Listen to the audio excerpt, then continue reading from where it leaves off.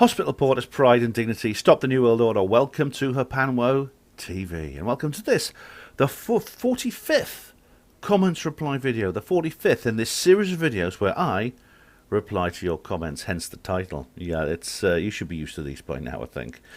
Now, you may wonder what all this is about if you're new to the channel. Well, basically, when people put comments on my video, I feel obliged to respond to them. I feel I really owe it to them to give some kind of response, because some of the videos are quite long and complicated. A lot of thought goes into them. It's an obligation on my part, I think. But I don't have time to make text replies to every single video comment. It would take too long. I'm getting, even in this age of shadow banning, I'm still getting like good few hundred comments every week. So what I do is every so often, I'm trying to narrow it down a bit, actually, rather than let it go too long. I make this comments reply video where I reply to your comments. Now, you may look at this video and think, this is a bloody long video, Ben. I only want one reply to one comment. This is 9 hours long. I'm not going to watch a 9-hour video just to get a reply to one comment. Well, guess what? Two things about that. Firstly, I'm doing comment reply videos more often than I used to. Therefore, you may have noticed that they are getting shorter. In fact, they average probably about 3 hours now, rather than the 7 to 8 hours they used to. Also, what I'll do is, when I reply to your comments, I'll put a little timestamp in underneath your comment, in reply to yours, which says, thanks for your comment, it will be answered approximately within, and I tell you to within the nearest hour of when I'm going to reply to it, of the upcoming comments reply video, which means... which means that the longest you're going to have to watch to get your reply to your comment is 1 hour. Simply go to the place in the video with the timestamp, and you will be able to just listen. Just wait for a little while, and my comment will come very shortly. Like I say, maximum 1 hour. Another reason I make these comments reply videos is because simply I enjoy doing them. I think they're fun. They're among some of my favourite videos, actually. And indeed, you, the viewers, appear to like them. I get a lot of very positive feedback from people on the subject of my comments reply videos. And I know some of you watch them all the way through. You don't just go for the timestamp, you watch the whole thing. So there you have it. That's why I do these videos. Now, I should point out, this may not be the video you're expecting. Some of you are waiting for my reportage on the Awake and Aware conference that's just ended. That is coming. I can't do it right now, I'm afraid, because it was actually quite a difficult video to film for various reasons. And it's going to take quite a lot of quite heavy editing. And literally, I now have just 3 days, and then I'm off again. I'm off again. Now, during those 3 days, I'm going to do an interview with Steve Bassett, and I want to put that video up probably on Tuesday. That's going to be a very, very important one. And then Wednesday, I'm preparing for my next talk, and then I'll be off on Thursday. So basically, I don't have time to edit and upload that video just yet. I'm sorry about that. It will be up shortly after I get back. I will, of course, be doing a reportage of Truth Seekers Northeast as well. So plenty to look forward to. But there's only one of me. Only so many hours in a day, Master. So there you have it. Anyway, right, let us get down to it. Let's get down to it, shall we? As David Icke said. Yes. Bizarre but true reptiles run the world. No, that's not that one. That's from a different video. On a UAPTF report livestream, Marky Boy says, it's actually a reply to my previous comments reply video, which somehow has not gone up the list. Anyway, he says, the Bob Geldof of the UFO world, just like dining out on I Don't Like Mondays for over 40 years, Pope has dined out on the Rendlesham and said nothing of any note for some decades as well. But to be fair, Geldof Pope is far more boring, a very dull man. Looks like a librarian or insurance salesman. I know what you mean. Pope has kind of, I don't know if it's fair to compare him to Bob Geldof. He's slightly better dressed. He's not quite as patronising. But he's made a career out of saying, I can neither confirm this, can't rule it out, I can't confirm or deny it. You know, things like that, without being too equivocal. I mean, he's taking like quite a good line on the UAP, ufology stuff, but can we trust him? It's considering his background, considering the fact that he when it comes to Rendlesham Forest, for example, he's associating himself with basically the anti-Larry Warren cult, and I thought, why? Wouldn't you think that sort of thing is a bit beneath him? These personal spats and things like that. But there you are. But anyway, Marky, I know what you mean. I'm not a fan of Pope, I must say. I'm not a fan of Nick Pope at all. Patrick Patel says on UFO Disclosure 2021 UAPTF report vigil, love it. Love anything to do with UFOs. Thanks. And I'll say, you're very welcome, Patrick. Patrick, thank you very much. I'm glad you like it. I know you always enjoy my videos, which is great, and I'm glad you approve of them. Same video, Patrick Patel says, these C-19 jabs, I can't say the whole thing, these C-19 jabs they're giving us is probably a tracking device for the Project Bluebeam scenario, machines like in the War of the Worlds movie, to come and zap the jabed. I don't know if it's... Who knows, haha. Well, it could be, Patrick. I mean, it's interesting in the War of the Worlds that the aliens in the end are killed by germs. They don't have any defense against bacteria and viruses, and that's what kills them. It's a bit Deus Ex Machina, actually. It's a bit annoying, but that's how the story ends. But it could be anything. I mean, Bob Jacobs' last book, The Aliens Among Us, is quite... I've not actually read the book, but I've heard him talking about it, and it's quite worrying about the fact that there could be... See, we hear a lot about fake alien invasions, but what about the real ones, the real alien takeovers? I can't rule that out either, to quote Popey. Knots Roswell 2 is a good old one. There's been some updates on that, actually. If you go to HPANWO Radio, you'll hear my interview with Christian Lander, which you'll find very interesting. Chopper Kicksport says, the impact site at Thieves Wood has since been fenced off and turned into marshland. The trees in this area are visibly different in terms of age and size. There are a number of damaged older trees still there, which were not cleared by the military. The interesting thing is that nowhere else within the Thieves Wood area has been fenced off and turned into marshland. Is somebody trying to hide something? Chopper, yeah. According to Christian Lander, the spot we went to is actually not the impact site. It gets a bit complicated. I'm not sure. I mean, Dan thinks it was, as is Nigel, my other guide. They think that is the impact site, but I didn't realise it had been fenced off. I mean, when we went there was like a fence along the middle. And there was some wetland in the middle, because it seemed like there was a depression in the ground. However, I didn't realise it had been fenced off. Maybe it's because ufologists like me are poking their eyes around it. Anyway, Penta Skywatch Sorenable says, I can't wait for the mumbling and great white hope of Europe Ben Jones to chat. Oh, Sorenable. You know what? I've not heard a bloody peep out of him. I'm sure this will come up again because the Mumbler has put a few comments on here, so I have a feeling it's going to be very interesting. It will be most honourable if it ever happens. Just hope it's not on too late GMT.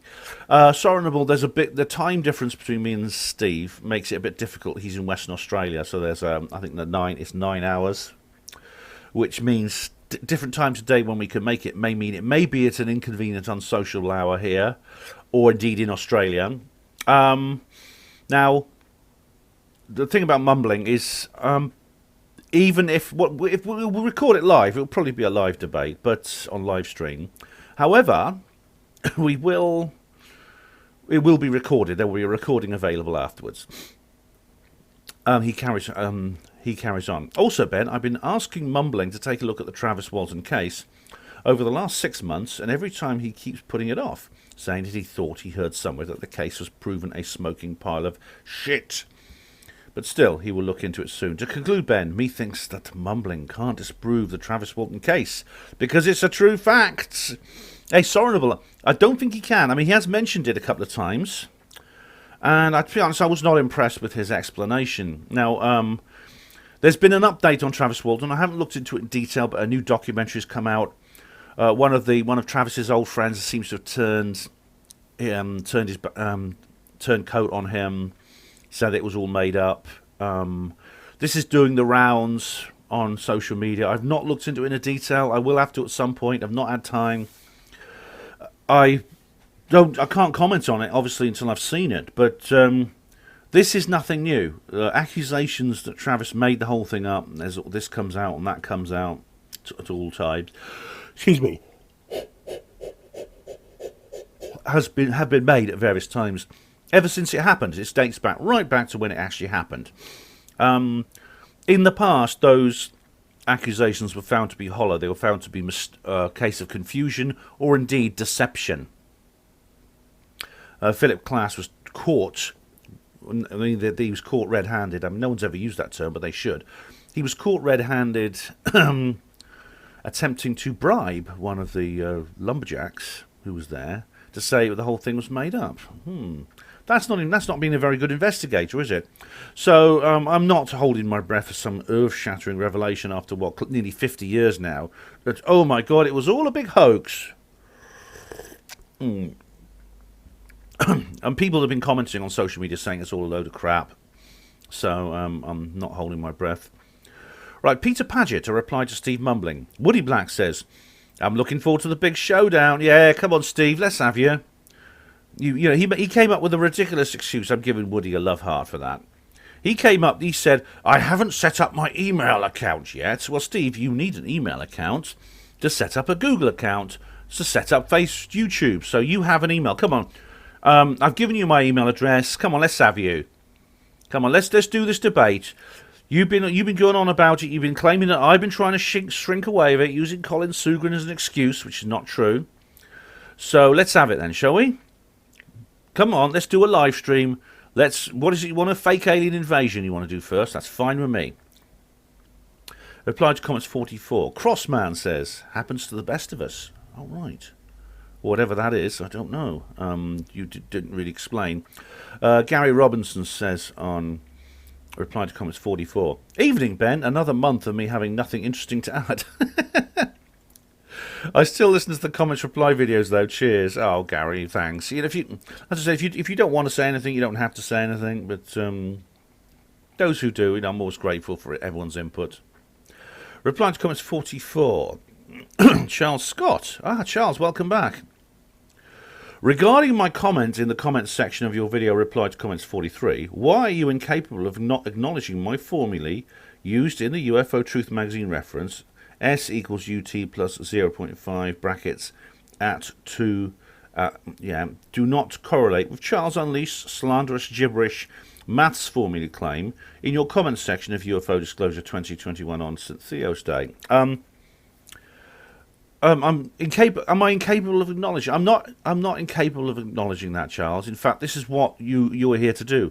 In a sense, I think, should take Charles. You and Charles Unleashed should debate that.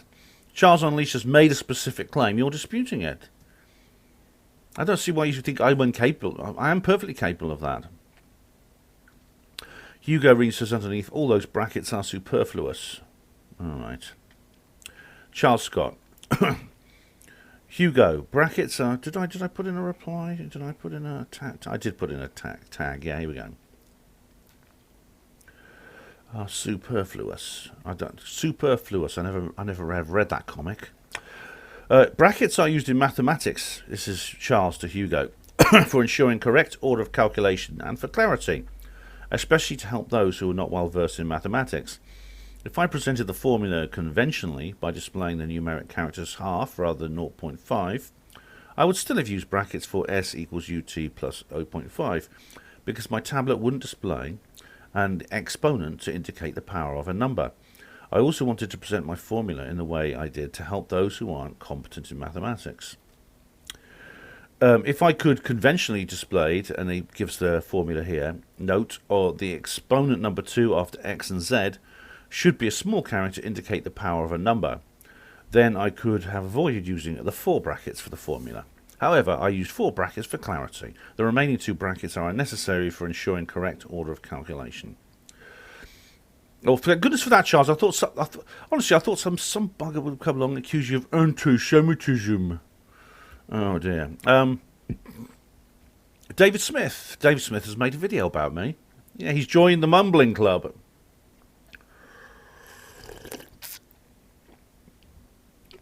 I acknowledge your formula. Hi, Charles. I acknowledge your formula. Have you sent it to anyone who's able to confirm your findings, such as a university professor or other qualified persons? Charles Unleashed is not saying anything here. Charles to David Smith. No, I haven't, although I'm certain my findings on the assumption of the data for the Nimitz encounter and FLIR video are correct. For instance, I can't see the logic of the US Navy would fabricate an officially released FLIR video UAP.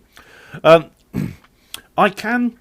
Well, I think it's been eliminated pretty much now. There was a possibility that this was part of some fake alien invasion scenario. Now, the fake alien invasion scenario still exists, but I don't think this footage is fabricated to create that. I don't think David Fravor and the others are actually lying. I think what they encountered, they actually saw. Charles continues. Interestingly, Mick West acknowledges he's not debunked the Nimitz encounter as he can't find an acceptable explanation. Type in YT Mick West. Type into YouTube Mick West. Something in French here.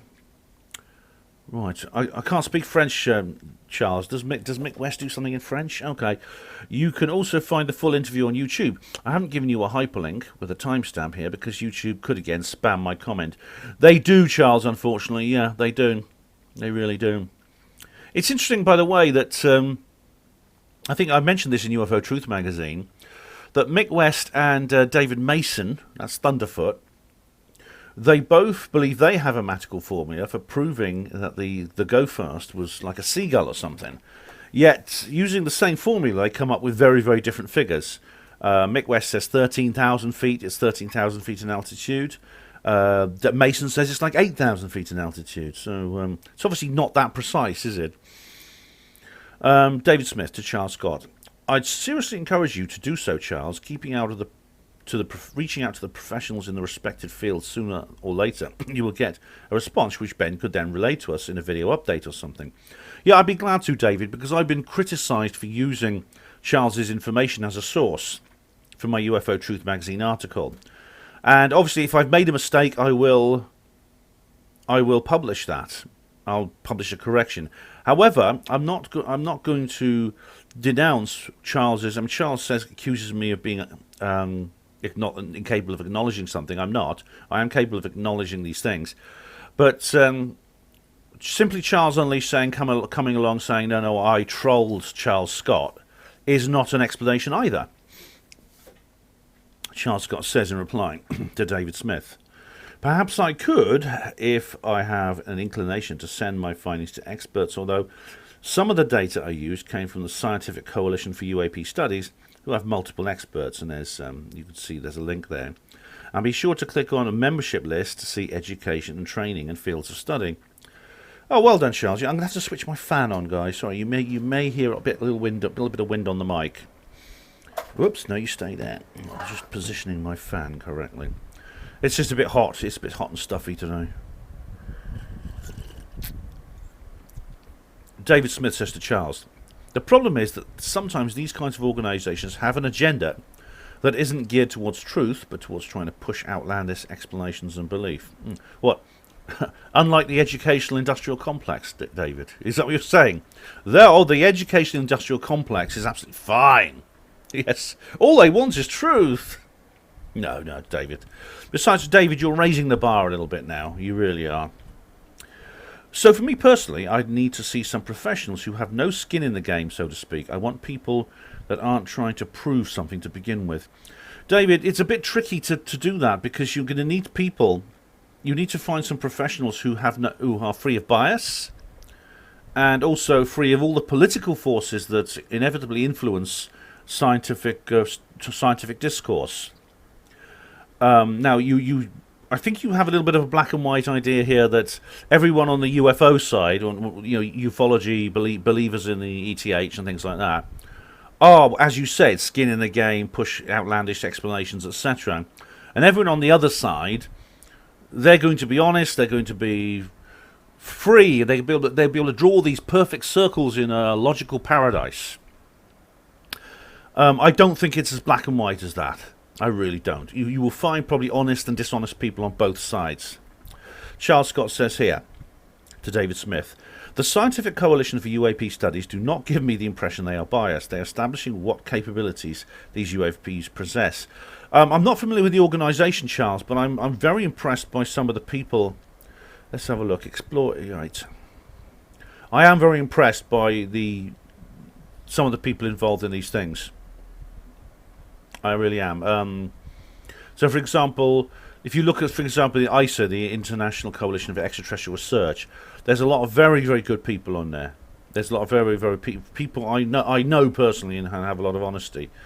Here we have, for example, there's Chris Mellon and Lou Elizondo, the SCU team, research team, and it's like Richard Hoffman, Morgan Beale, Robert Powell, Larry Hancock, Peter. Funny, I don't know these people actually. I know Larry Case I've heard of. Our advice, Alejandro Rojas I've heard of.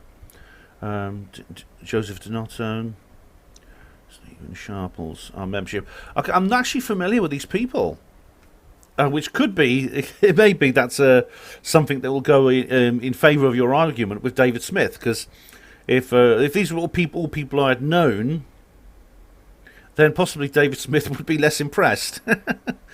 All right, here we go. Okay, right. David Smith says, "Well, I believe at least one of the team, quote unquote. I don't know why you put that in quotes. If there's more than one person, if there's more than one person involved in any kind of activity working in cooperation, then that by definition is a team. Anyway." One of the quote-unquote team, at least one of them, pushes for aliens as an explanation. So I'm not sure I fully trust them. I'd like to see someone who does not have a long track record within these fields to examine the data and verify any conclusions as correct. Okay. Pushing for the aliens as an explanation. Could you perhaps give more details there? Which member are you talking about, and what exactly have they said which defines as pushing for explanation, aliens as an explanation? You say you don't trust them for that reason. Okay, but you want someone who doesn't have a long track record within these fields. Okay, so would you want somebody who's not involved in organisations like the ones that Charles has presented? And you say to examine the data. Now, am I right in thinking, David, you believe that someone who was not a member of organisations like this is therefore more likely to be intellectually honest? Possibly. There may be some reason to say that. Yeah, you're bringing someone from outside the field, a fresh pair of eyes, can often be very, very valuable. But at the same time, They would need some kind of training. They would need some kind of orientation and supervision within the subject, simply because they don't know much about it to begin with. So I think what you're looking for is possibly a scientific ideal which is not possible, which is not actually attainable. Charles Scott says in reply to that, anyone from the team are entirely justified pushing for aliens with regards to white world technology, as there is no other sensible explanation for some UAPs. Well, I think, Charles, you're repeating the terminology that David uses, pushing for aliens. I think pushing is a bad word. But I know what you mean. I think what you would say is you could say they're entirely justified in concluding that aliens are the explanation for some UAPs. Because that's true, basically. For example, unless all of the following differing data for the Nimitz encounter are fabricated, it is illogical to say radar error blips and invalidated head-up display data and several military pilots' testimony inaccurate and invalid officially released US Navy FLIR video UAP. Correct, yes, there's just too much. It's multifaceted, it's full spectrum. It involves eyewitness testimony, and we know now there is telemetry. We know there are radar logs. We know there are electronic support measure data sets. There are other sensors. We think possibly sonar from submarines, etc. They're being held back simply because the the details of the capabilities of these sensors is actually highly classified, and it may give away information about the capabilities of these ships and submarines and aircraft, which are highly classified. David Smith quotes Charles Scott, "There is no other sensible explanation for some UAPs. That you know of. That's the crux. You can't prove something through lack of proof, or of it not being something else. It needs its own confirmation to be able to say what it definitely is. It is the same for any claim." That's true. However, I think if for example all other possibilities have been ruled out, and I think even the UAPTF official report says that. Even that tiny little note that was someone jotted on the back of a shopping till roll at one point and then decided to publish, which is basically what that preliminary report is. Even that essentially says that. So if they're going to say, well, it's not this, it's not that, it's not that, it's not Chinese, not Russian, it's not seagulls, it's not bags of blowing in the wind from a shop for Tesco bags or something, and then they say it displays things such as signature management. In other words, it appears to be intelligently controlled, and there's all other things such as sensor data from it. They detected electromagnetic transmissions from it. I think it's fair to say there is the most sensible explanation. The only one left over, which has not been eliminated, is these are artificial objects of non-human construction. Now, I'm very careful. You may have noticed there I did not use the word alien, UFO, something from the planet X, or anything like that. I said artificial objects of non-human construction. By the way, if the government want to adopt that, it's absolutely fine with me. I do not claim copyright on it. But I think there is really no other sensible explanation right now, in my view. Charles Scott says to David Smith, "I disagree, as will some of the experts regarding white world technology. In other words, you discount secret terrestrial technology. The differing data for the Nimitz encounter indicates the UAPs are physical objects with extraordinary capabilities, with considerable intelligence, and can't possibly be terrestrial, like natural phenomena or conventional aircraft." Yeah, they have actually admitted that, yeah. Therefore, the physical UAPs have to be extraterrestrial, and pushing for aliens is the only sensible explanation given the differing data. Yeah, again, I don't like your terminology, Charles, but I think you're correct in what you say there. "I'm aware of claims of etheric objects, but the Nimitz UAPs are physical. For simplicity, I define terrestrial as anything physically of the Earth, and anything else extraterrestrial includes as etheric. If you still disagree, then you have not analysed or correctly analysed the differing data for the Nimitz encounter." Yeah, it's now really become a matter of faith, I think, for skeptics to say it's not aliens, it's not aliens, they're not aliens. I do think there's a possibility that these are man-made aircraft which have been flown near the US Navy for the purposes of some kind of disinformation operation. I've talked about this before, and that is something that's a possibility we need to keep on the table. Dr. Stephen Greer, although I completely dispute so much of what he says, is right on this. Although he goes way too far onto the cynical end of the spectrum, he's actually correct there.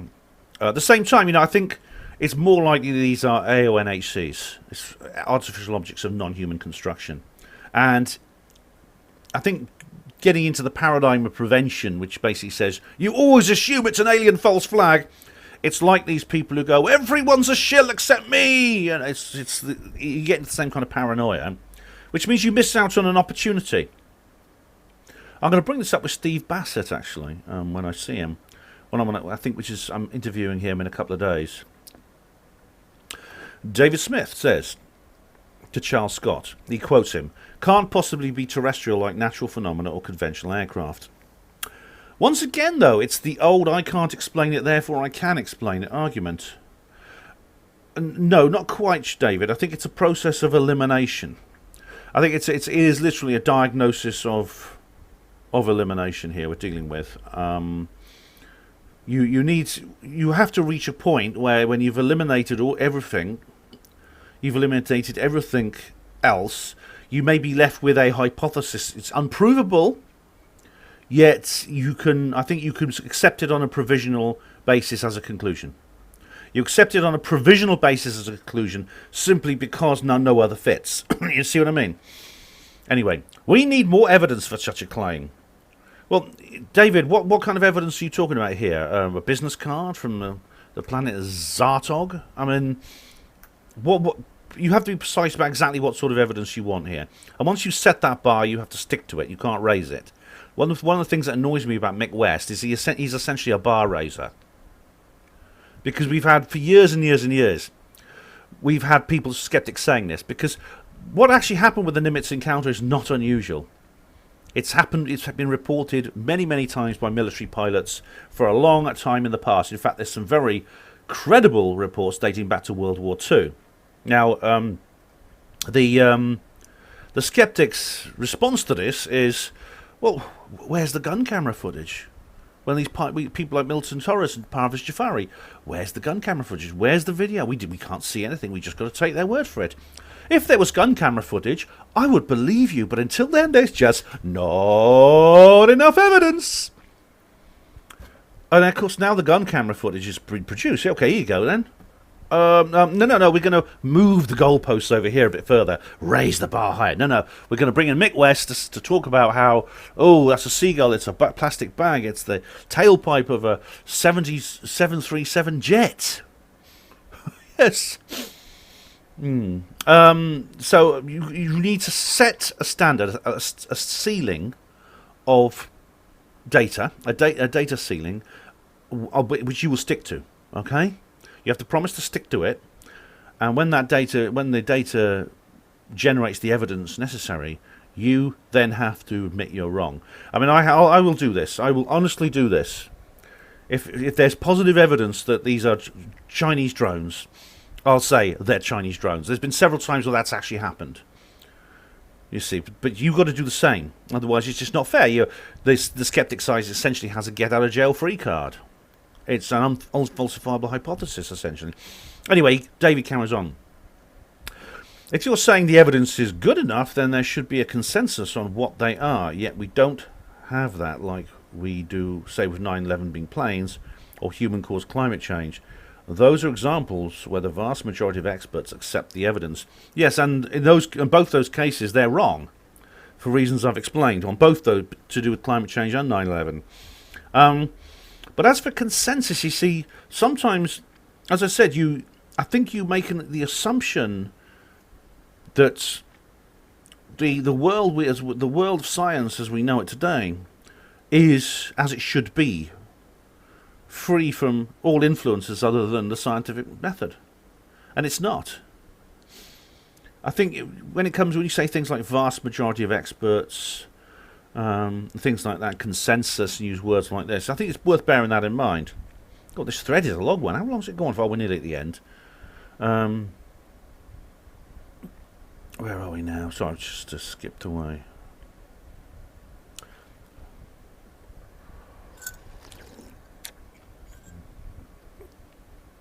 All right, Charles Scott says, once again, I disagree, as will some experts. Referring to all of the information in my last comment to you, I can explain with certainty the Nimitz UAPs are not terrestrial. Good point, Charles. Now, one thing I think the point you make here, and I think you're right, is that when it comes to experts and how many support this and how many support that, it's not an election. Science is not an election. Yeah, so otherwise we have to get people. We'll just have to submit a vote, and then because if you work by that, then of course all the consensi, if that's the right word, would simply have to be accepted by all, and we'd have, which is kind of like on a de facto level what's going on. But anyway, Charles continues. Therefore, you are left with extraterrestrial, and combining the last comment information, you are left with aliens as the only sensible answer. Your argument does not hold true, as the differing data from the Nimitz encounter dispels it. If you pursue this with this invalid argument, there is no point replying to you. David Smith to Charles Scott. You can claim that, but it doesn't prove it. It's not an argument, but a fact of reality. That is why, apart from those who already hold beliefs in this, nobody in any position of authority on the relevant subjects is coming to the same conclusion. No. I'm quite surprised, actually, by the kind of people, David, who are coming to that conclusion, who never have before. There's an entire sector now of people who are completely new to ufology, never really took it seriously, who now are. This includes no one other than Sam Harris. Sam Harris was in an interview with Ricky Gervais on his podcast the other day, and he was effectively saying, look, you can't deny this. This has gone too far. It's reached a point now where we can no longer deny that these have to be somehow non-human. These are non-human intelligences doing this. He carries on now. You claim the evidence proves you right, but to me it doesn't. So perhaps showing it to smarter people will convince them, and they'll then support and explain why your position is accurate, because I'm not seeing it for the reasons I've already explained. How did you rule out advanced craft of some type from a private company or crazy engineer? Now, your last sentence is absolutely correct, David. You can't rule out advanced craft from some type of private company or crazy engineer. If it's a private company, it's probably a military contractor. So, yeah, no, you can't. For the reasons I've explained, that is something we have to bear in mind. However, as far as the rest of it, I think you say showing it to smarter people will convince them.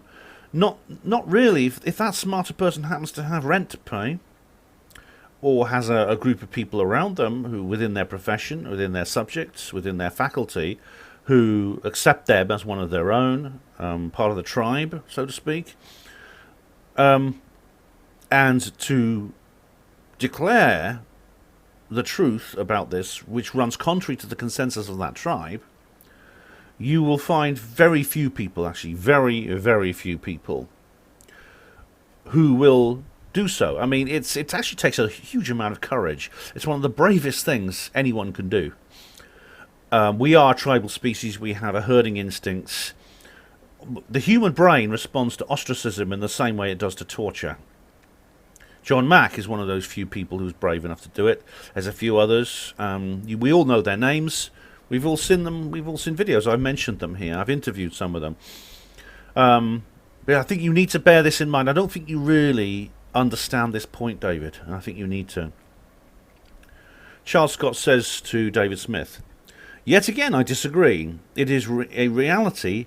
The differing data. Hang on. I'm just actually going to give Charles Scott and David Smith both love hearts. There we go. Because this is great stuff.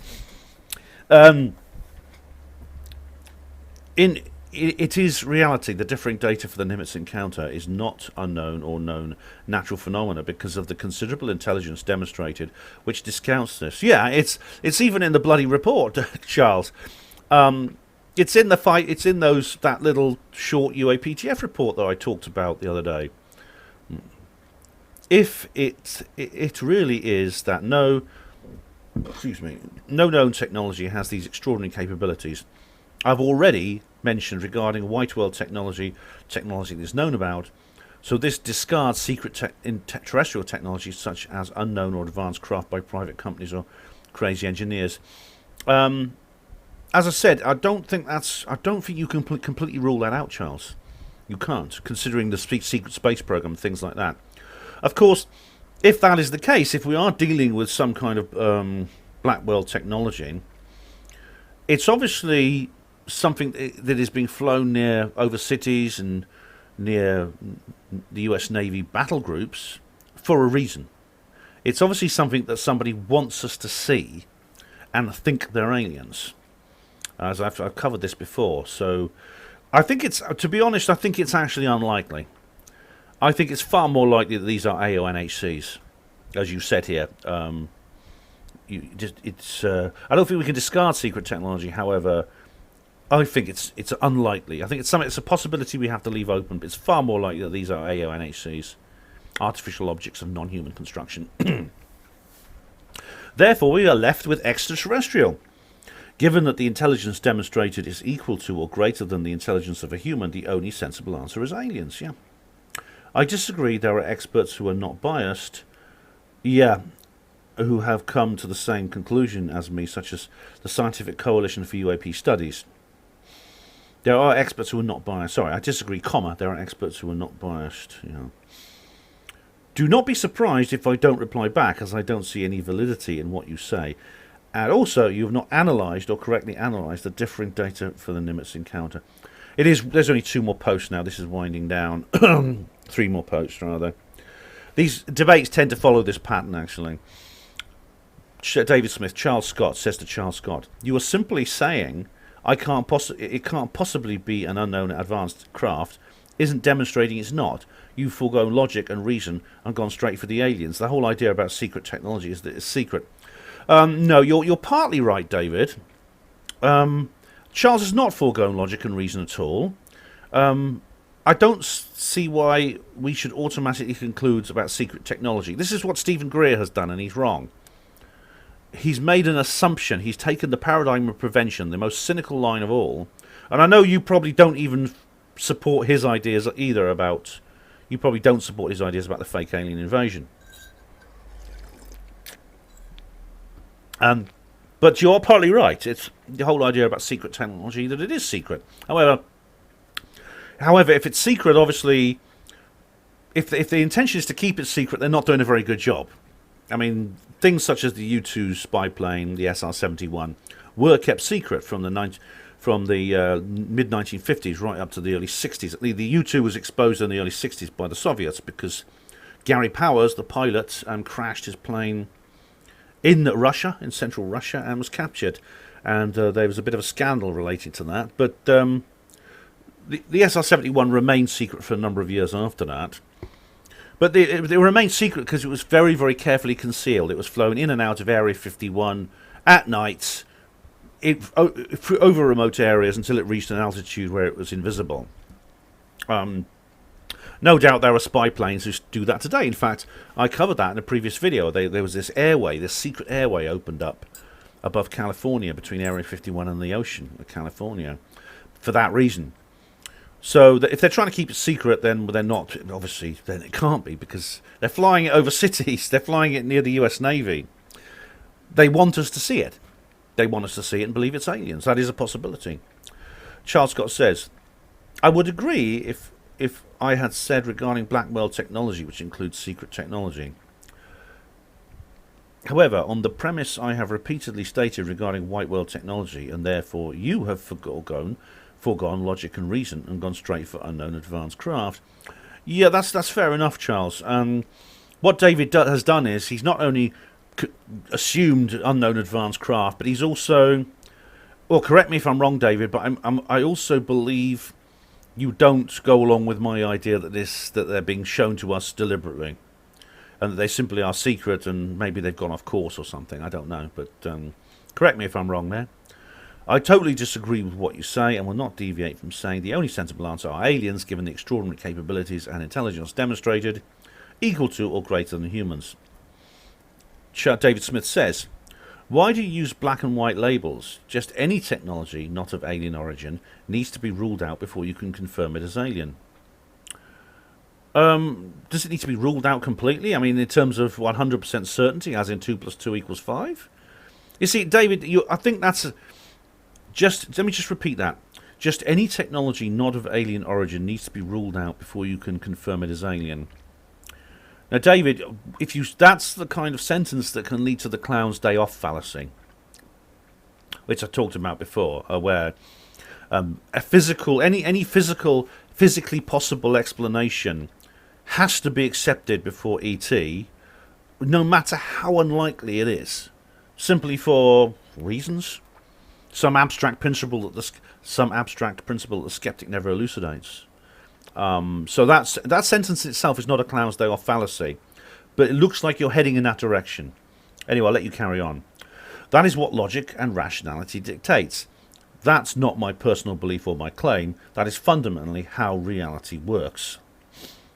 Continuing to ignore that won't help. I love what you say to be true, but until you can do that, me and every other rational thinking being won't accept it. That's kind of a repeat of what you said already, David, which is why I think that's the end of the debate. Charles doesn't reply. You say you love it to be true. Now, a lot of skeptics say this. I'd love there to be aliens. It would be great. I really would be really happy if there were aliens, but I just don't think there's. I don't think there are. Now, I can't look inside your mind. I don't know what you're thinking and feeling, but I keep hearing that from skeptics, and I question it. I question that claim because they seem to have a lot of, I think, emotional aversion to the idea of there being aliens, based on my analysis of what they're sort of saying. Anyway, guys, Charles Scott, David Smith, Hugo Roon, who just put in one comment. Thank you for a brilliant thread. That was excellent. Really was. Okay, where are we now? Oh, we've got a few more long threads here. We have reply to comments 44. This is a new thread. There's only 3 comments here, but it's The Thinker. I just double check I put a comments reply. I did, because I don't want that to be ignored, because that was a bloody brilliant thread. You guys, it really was. The Thinker says on reply to comments 44, thanks so much. I think we need to think beyond borders in understanding the way humans on Earth, so many problems would disappear. We don't really think ourselves as humans on Earth, do we? I think Carl Sagan made this point, and so did several other Stanford Friedman. Earth solidarity would not be a bad idea, such as maybe a feeling that's equivalent to patriotism but covers the entire planet. What would you call that? Planetism? I don't know. Either way, that would actually be quite beneficial, I think. And obviously, how it can be warped into a kind of communist, one world, kumbaya sort of thing. And I know that's something we've got to be on our guard against. But I think in the right way, if it's in a healthy, in terms of healthy psychology, I think it's not a bad idea. I've never felt patriotic, says the Thinker. That's part of the problem, keeping us divided from each other. We need to stand together as one nation. This is why so many problems exist. It's our mind and our so-called logic that we've been taught, especially in these quickening times. We need to all stand together. I think I am patriotic, Mr. Thinker, I am. But I don't believe, you say, the part of the problem is keeping us divided from each other.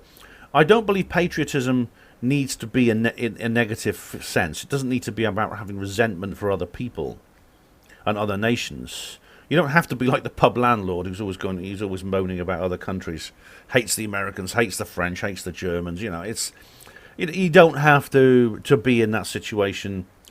You can actually, I think, love your own nation without hating others.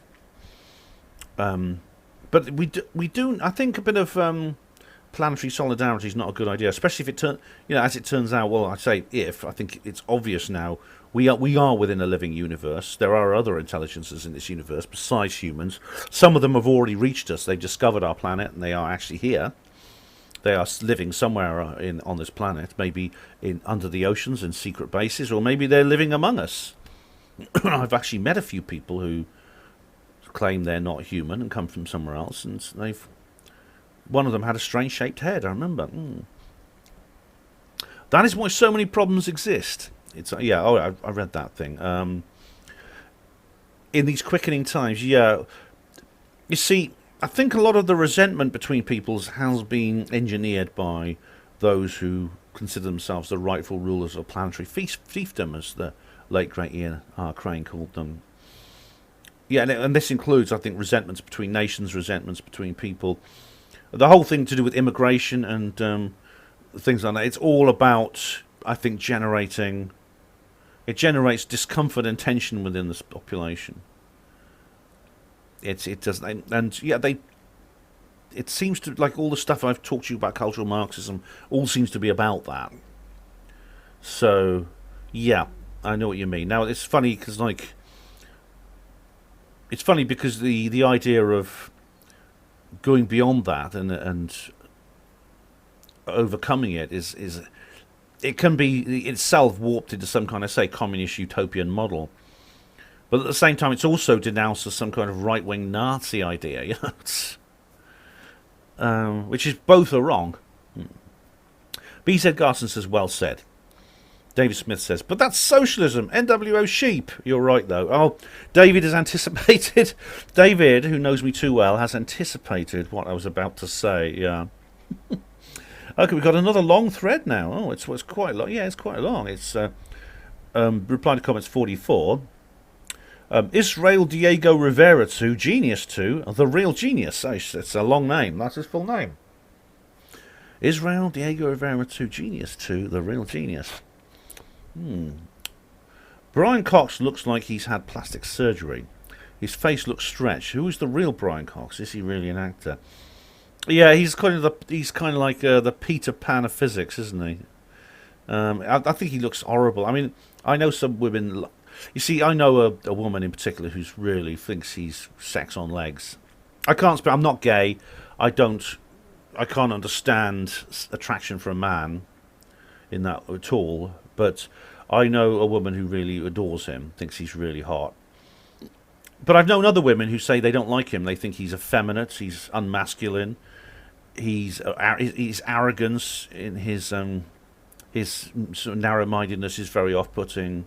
So yeah, But as for plastic surgery, he probably has had something done to him because he's a TV major mega media star, isn't he? He really is, and he's got these shiny white teeth and silky black hair. Yeah. B.Z. Garson says, Professor Brian Cox is an extremely intelligent and personable man.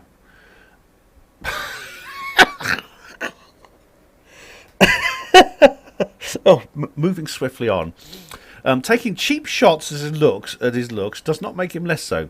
Ben hates him with a venom because his ex-girlfriend liked him. It's as simple as that. Sue Stain didn't like Cox. If she did, she never told me. She said she couldn't stand him. She obviously kept that quiet from me. No, that's not true. That's not true at all. I have a BFF, a close female friend, a platonic friend, who likes him. But no, not Sue Stain. No. David Smith. Ben's impressions are great, though. Oh, thank you very much, David Smith. You're getting the love heart for that. Diego Rivera says he's an actor. Well, he is actually. Yeah. He is he's appearing on TV, talking about all the subjects that's not in his field.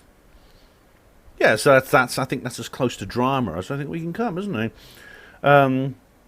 B.Z. Garson says to Diego Rivera, and you're a prat. Oh, we got an argument here. Fight, fight, fight, fight. Diego Rivera says, you must be his gay lover. Like I said, right, I don't. If people are rude on this channel, it all depends on the situation. All right, if you leave rude comments for somebody and they leave a rude one back, I let the two of you slog it out. I'll only intervene if you start attacking someone who really doesn't want that, doesn't feel comfortable with that. B.Z. Garson says in reply, the reply of a child that is throwing out insults in the playground. I happen not to be gay, but if I was, would that bother you? Why would you use gay as a pejorative? Diego Rivera says to BZ, get out of Cox's Uranus. Uranus. I never said anything pejorative about being gay. I just asked if you were his lover. David Smith chimes in now and says to Diego Rivera, your comment would actually infer that being his gay lover would somehow be a negative trait in some way. It does imply that you think being gay is something to be looked down on and used as an insult. Diego Rivera replies, no, that's just what you are reading into it. If he is lover, both are males. Look like you're up is Uranus too. David Smith says to Israel Diego Rivera, is English your first language? Yes, if they are lovers, they are both males. If that is the insult, then that is you hating on being gay. Diego Rivera says, get a life. Saying somebody is gay is not an insult. If he's his lover, then he is gay. If you think that is hate speech, then you are the one who's trying to censor people for basic descriptive speech. Pathetic. David Smith says, how am I censoring you? I'm asking for clarification. You intended it as an insult. How is that not a slur against being gay? Pathetic is what I call people like yourself making mindless insults, then getting upset like snowflakes when you're called out on it. Yes! Drama, drama. Yes, we are now, we are the kill stream. We are Mr. Metacar. Same video. That's reply to comments 44. Miroslav Ravenhill Mystery Sword Nut 1968 said, Another great reply video, Ben. I very much enjoyed it. You're getting a love heart, Ravenhill. And you're right. I know who you are because you change your name every so often, but I do recognise you, and you're very welcome. Reply to comments 44. The Crafty Nihilist. Hi, Ben. I haven't even watched it yet, but want an early shout-out in the next comments reply video. The Crafty Nihilist. Consider yourself shouted out. Both of you, Mark and Liz. Do check out their channel. Yes, I've met them. They really exist. Yes. We even travelled home from Probe together. Do you remember the video I did? Same video, Jorge Rodriguez. Hello. One thing that I like about you is you don't block people from commenting. Comment. I think it means commenting. And I hope the aliens that they don't look like us, look to us like something to smoke. I think I get what you're saying here, though you don't use punctuation or.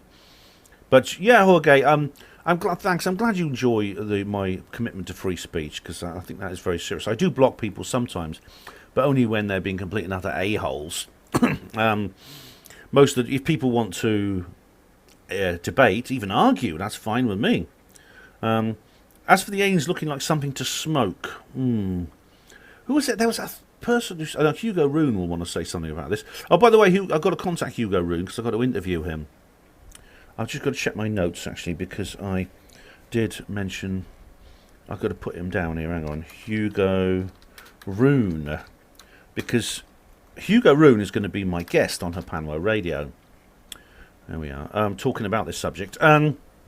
Someone said that cannabis was not of this world. Where was that?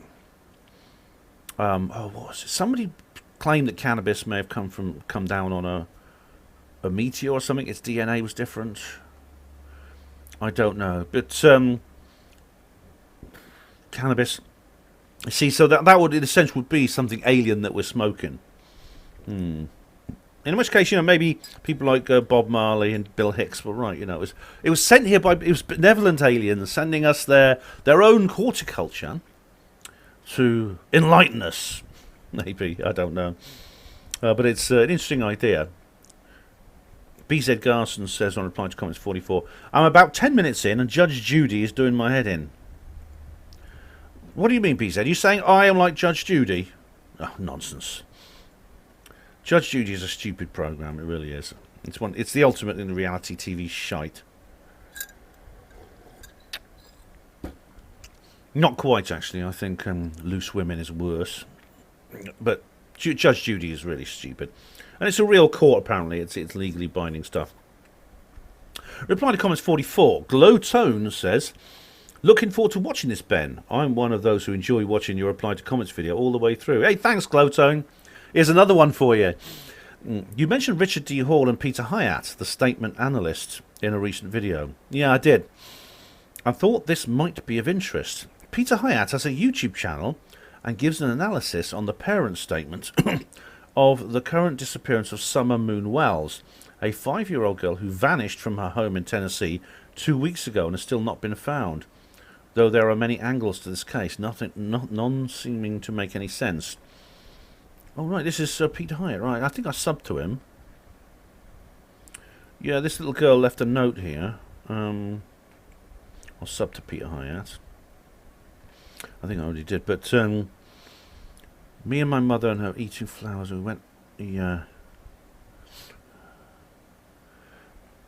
right, yeah, I don't know the details of this case, I can't look into it now. There was this little girl who went missing here in England, and what's her name? An Asian girl. She's actually been found, apparently. What's her name? But she was spotted on CCTV. Missing girl, yeah. This is a young girl called Fatuma Kadir, yeah. Missing 11-year-old girl from Bolton. Found, yes, she's been found. Great. But she was spotted on CCTV in a few places.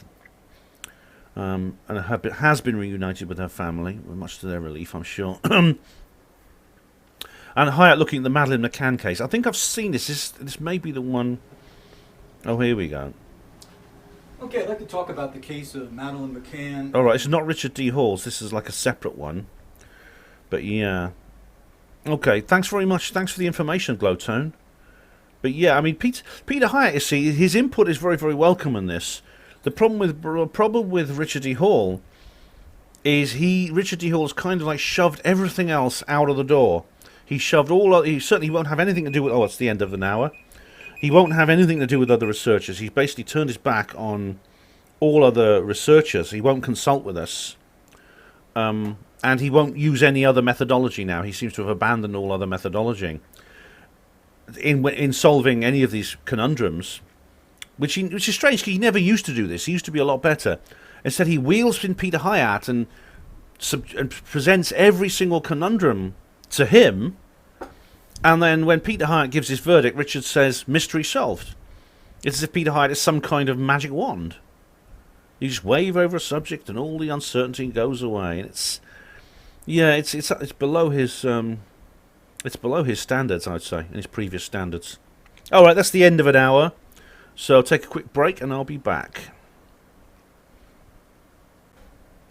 Okay, I'm back. Time for hour number 2, are we? Yes, we are. Hour number 2. Right.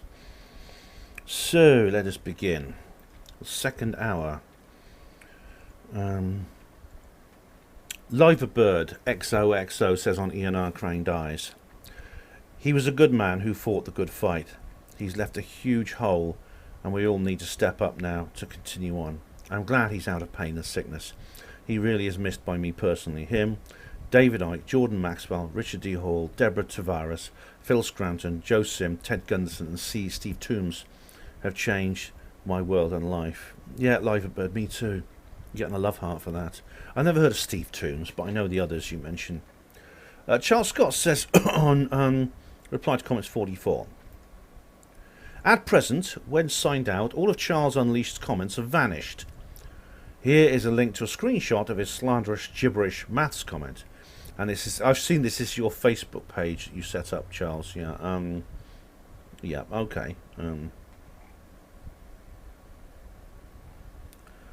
Okay. I can't actually reply to you because you haven't added me as a friend, so I can't actually reply to you there. But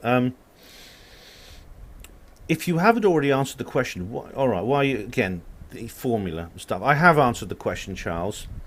I think you're being a bit binary here. You think that I am somehow on Charles Unleashed's side because I won't take the same line you do against him, and I think that's unfair. I can't see Charles Unleashed anywhere. Has he blocked me? Has he left YouTube? I don't know. Let's just see if he's here. Hang on. I didn't think he blocked me. I mean, I've not had an argument with him or anything. Charles Unleashed. Charles Unleashed. Can't see him here. Okay, I can't see Charles. So I don't know, I'm afraid. Charles Scott. Yeah. Alright, Free Will, new video here. The Crafty Nihilist says, setting down to listen uninterrupted. Yay for people buggering off to watch kicking balls about on grass. Alright. I see you watched it during the cup final, did you? Right, yeah. Old Gaffer says, oh, get in the spirit, you misery. Crafty says to Old Gaffer, no thank you, I'd rather punch myself in the face repeatedly for 16 years. Thanks all the same. Yeah. Well, that's more like boxing, Crafty, isn't it, than football? But fair enough.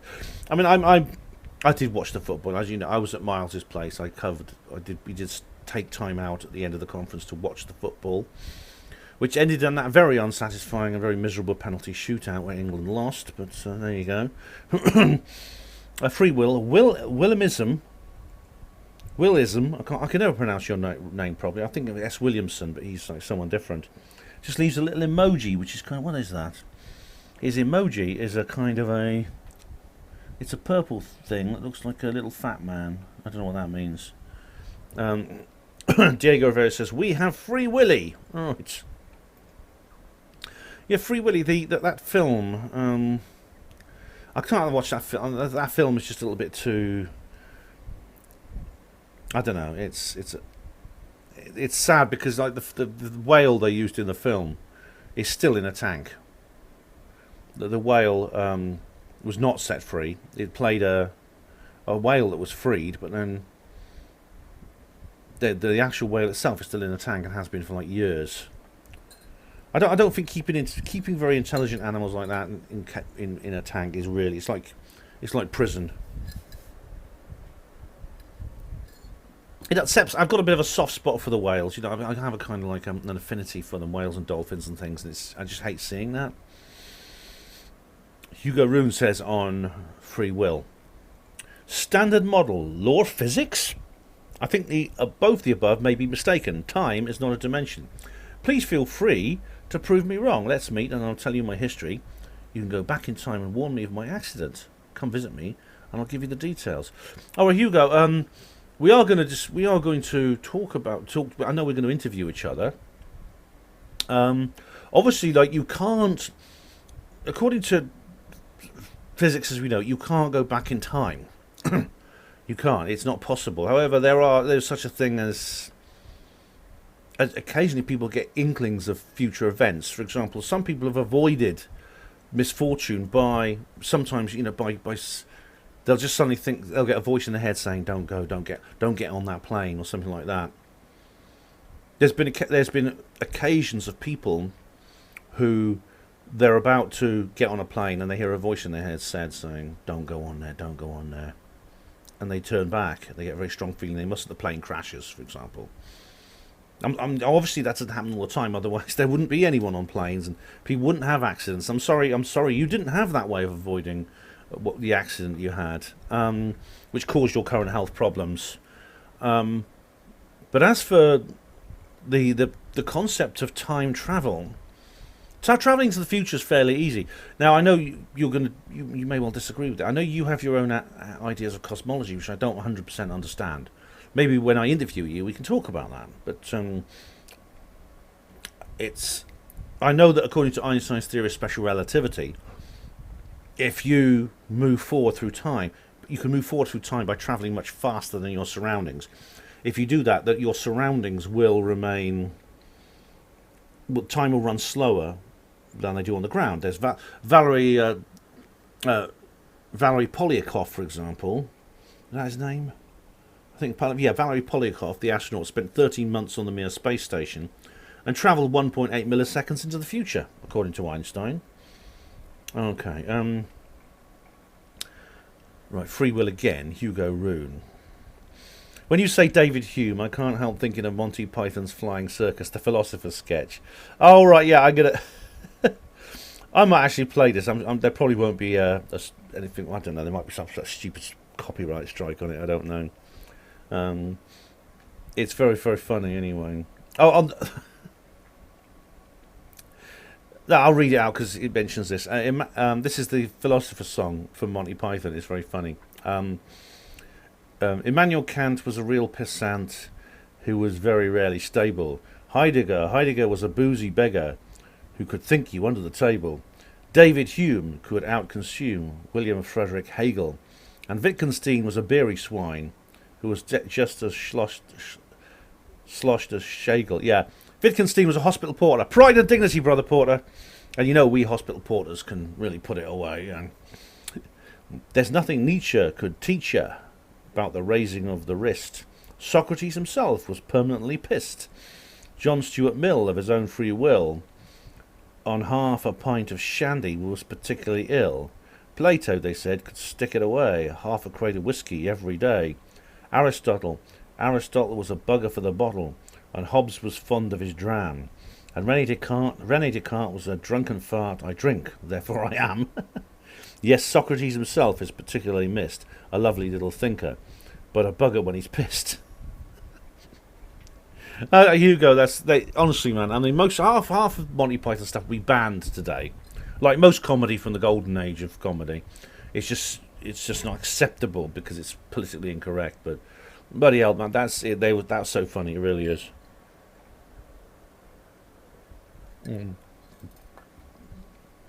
Oh, Hugo Rune says also on free will. Yes, interesting thought experiments, nothing to do with reality. Oh, right. Well, again, it's I'm going to have to read Claire's article when it comes out, because this is such a complicated thing, and I'm only just getting into it. I don't even understand it completely. Hugo Room says, sorry, I had a few spliffs and a few beers. Oh dear. Oh dear, Hugo's been on the sauce. He's been on the smoke and the sauce. Oh, I can tell, actually, Hugo, by your tone. I really do. Oh, I'll leave you get a love heart, mate. There you go. Free Will. Williamism says, the big reveal, September the 21st, maybe the 11th, who knows? Hashtag Casey. Or do you mean David Wilcock? I've heard that, well, there's all kinds of things. I mean, Trump is supposed to be coming back next month, but I've heard that before, isn't it?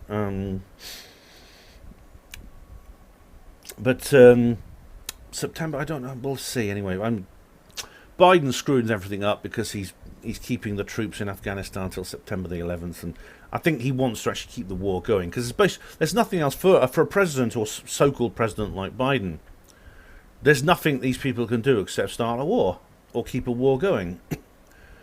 This is what politics is like. In the absence of any other role, you just have a war. People say, well, why can wars keep happening? Why do these wars keep happening? These wars that seem to come out of nothing. Well, imagine what would happen if they didn't happen. What would happen to the United States? What would happen to the biggest arms manufacturer on Earth? What would happen to their industry? What would happen to the way the people regard their leaders? Seeing as the leaders have zero credibility and can't inspire their population through anything positive. You have to inspire them through negative incentive. This is what Adam Curtis's point was, which I mentioned in the Basis Project. I brought it up again in a future video. I will. BZ Garson. The big reveal. Is this when Ben is going to live stream getting his knob out? You'd have to pay me, BZ. I couldn't do it on YouTube. Williamism. Oh, I've seen it then, lol. I hope not. Goodness me. Williamism to BZ Garson. The big reveal, as in world news and blessings. Who knows which way the wind blows? All right. Free will. Oh dear, quantum. Interesting fiction. Yeah. Says Hugo Rune. Hugo Rune says, sorry, when you die, you no longer exist. There is no soul. I don't think so, Hugo. Not because I'm religious in any way, but because of my studies of psychical research. It's a long, complicated subject. I have covered it. I particularly recommend my replies to Stephen Molyneux, the Afterlife reply to Stephen Molyneux. I'm about to do another one, actually. I have one planned, a second Afterlife thing for a second Afterlife reply to Stephen Molyneux. Hugo Rune, I enjoy your Basis talks. I will enjoy them when you post them. All right. Enjoy. All right. Well, I hope you enjoyed the one I just posted, Hugo. Since then, I actually have another talk which I've recorded. I recorded it actually on Thursday when I actually spoke at Awake and Aware a couple of days ago. And that is going to be on an upcoming video, which I was hoping to upload actually today or tomorrow, but then I suddenly realised that I was overdue for a comments reply video, and I wanted to get that in before the list grew too long. But yeah, don't worry, I will. That is going to come along soon. I will get that uploaded as soon as I can. Free Will, Johnny Liqueur. Johnny Liqueur, that's an interesting name. Is that like Drambuie or Courvoisier? This is on Free Will. I'm bored out of my brains. 10 nanoseconds in. All right, Johnny. But I bet you watched it to the end, didn't you? Yeah, you always do, you people. You can't look. You hate it, but you can't look away. Oh, we got a long comment. Oh, we have David Splendid Isolation. Right. We have David. We have the Davids. Oh my God, this is going to be. Strap yourself in. This is going to be a big one. I knew these guys would say something about this. I wonder. Do you guys mind if? Right, I'm just scrolling through this thread, and I realise it might be more interesting to do this thread on my. I'm doing Claire Ray Randall's article at some point. Can cut and paste this. I'm going to cut and paste this particular thread. Okay. And address this. I'll just make sure I haven't. I'll just make sure I've got all the see or read more segments. Read more tabs. Read more. Read more. All the read more tabs are open.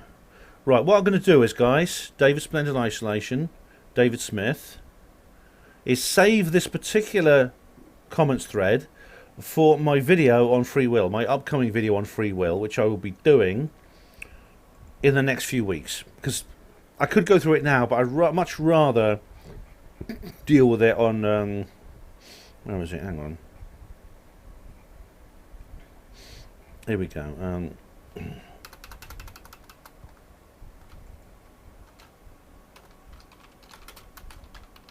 One of Cosmic Claire's article. So I'm just making notes, guys. I'd much rather do this. Paste special. Formatted text. Right. Because you have these very long comments here, which I think are more suited to that particular video. Because this is basically where the two Davids start battling about free will again. To go through it now wouldn't do it credit. I would like to address all these comments on this thread from David Smith, TK as well is here as well, and David Splendid Isolation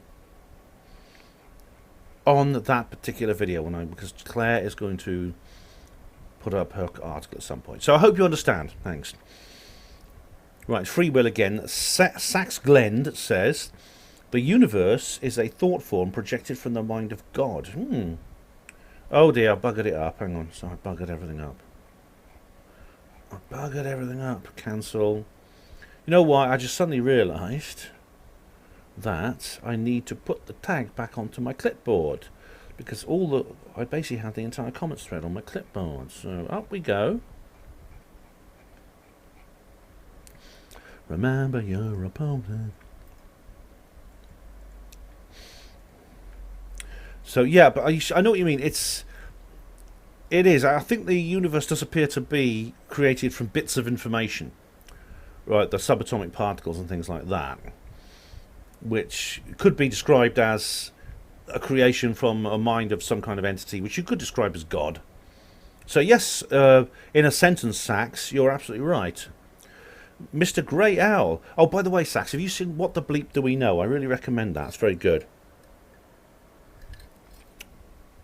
On family sadness. Mr. Grey Owl says, Dear Ben, you, sir, are not only an individual of outstanding intellect, but possibly one of the bravest and emotionally thoughtful people I've ever had the pleasure to engage. Just because people are connected to you through or by family doesn't make them worthy of a place in life. Please know that this video is profound. Stay true to your principles, soldier. Thanks very much, Mr. Grey Owl. You're getting a love heart definitely for that. I appreciate that. I really do. I know it's a difficult thing to write about, but I decided just to let myself, let things go, let myself speak openly online, on the video, Thank you very much. Free will. Tessa1111 says, Maxwell's equations, before Heaviside messed with them, try to calculate the ether's existence, similar to the determination of actions prior to choosing action. Maxwell's equations. Right. I'm not familiar with it. I've heard of Maxwell's equations, but Heaviside, I don't know Heaviside. Calculating the ether existence similar to the determination of actions prior to choosing the action. So is there a connection between the existence of the ether and free will? It was actually the Michelson-Morley experiment, which supposedly failed to find the ether, which led Einstein to come up with his relativity theories. But according to Nexus magazine, the Michelson-Morley experiment was repeated and got a result. The beams of light did move. Yeah. So as I say, experiments, you have to do them more than once just to make sure they're right. That's fair enough, isn't it? Tessa continues. Even CERN found the Higgs boson to contain chaos bits in their calculations. it was supposed to be evenly balanced, but it turns out it wasn't. Yeah, I remember when they found the Higgs boson, and it was a kind of emotional moment because Peter Higgs was in the audience and he was crying because he'd said that he theorized that this thing existed, and he wasn't sure if people would believe him or not. So, and of course, the poor scientists trying to figure out whether particles are waves of matter when they observe, quote unquote, and have a wish to see one or the other. They find the electron, photon, proton, or whatnot seems to consciously affect the outcome, almost to please the observing scientist. Yeah, the observer effect. Very interesting, Tessa, isn't it? You watch the Dr. Quantum cartoons in the... If you watch the Dr. Quantum cartoons in the... In What the Bleep Do We Know? It's very interesting. Without observation, nothing exists. So something, someone out there, somewhere, may be determining possibilities or not. The quantum world, I know Hugo will probably say rubbish or something, but according to these ideas, the quantum physics operates differently. For example, there's evidence that information at least can be transmitted back in time. These Australian scientists discovered that, which breaches what we know about other kinds of physics. Yet it might explain if the brain is a quantum computer, as poor Roger Penrose says, it might explain why we do have things such as premonitions. It's an odd thing, but then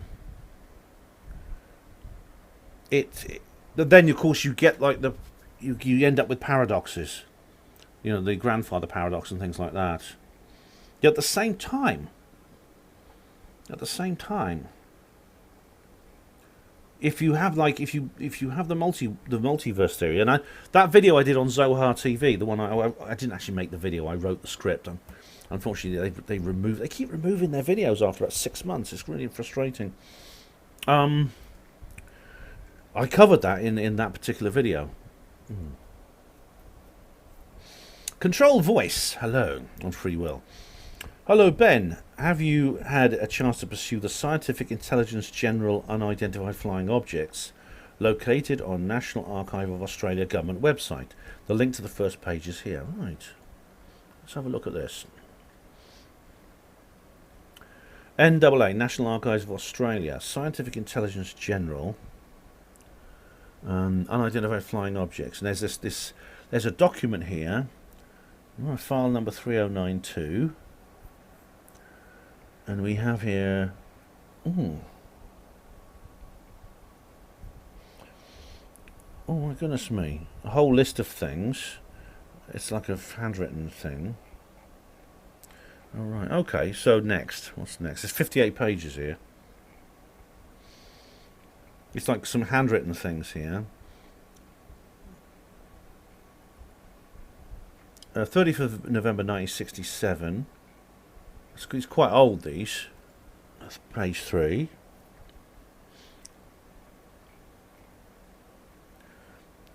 I find this handwriting a bit hard to read. But, Control Voice, thank you for sending me these. I'll have a look at those. Yeah, definitely. Control Voice carries on. The information in the report is astonishing in its frankness, and I have no idea when this report was released to the public, since I imagine it would have made an enormous splash. I only came across it after someone posted a link and summary in a thread in the subforum on Subforum X on 4chan. The Australian report summarises all the secret and secretive measures the Australian government believes that the US government has undertaken to study the UFO phenomenon. The report is 58 pages, and I'd love if you could do a live stream discussing the contents. I'll have a look through it, Control Voice. I can't promise to do a live stream on this, but I could maybe do a video about it. And yeah, there's a lot of handwritten stuff here I can't necessarily read, but there's an awful lot here to analyse. I'll do what I can. I'll put a link. I'll put the link you sent me in my notes. Hang on, let me put this in my notes. Okay. HPANWO TV. I'll open my general notes page, because I might have to just do an article or something. It's just I'm not sure I'll be able to do everything. HPWA notes, Steam Portal. Here we go.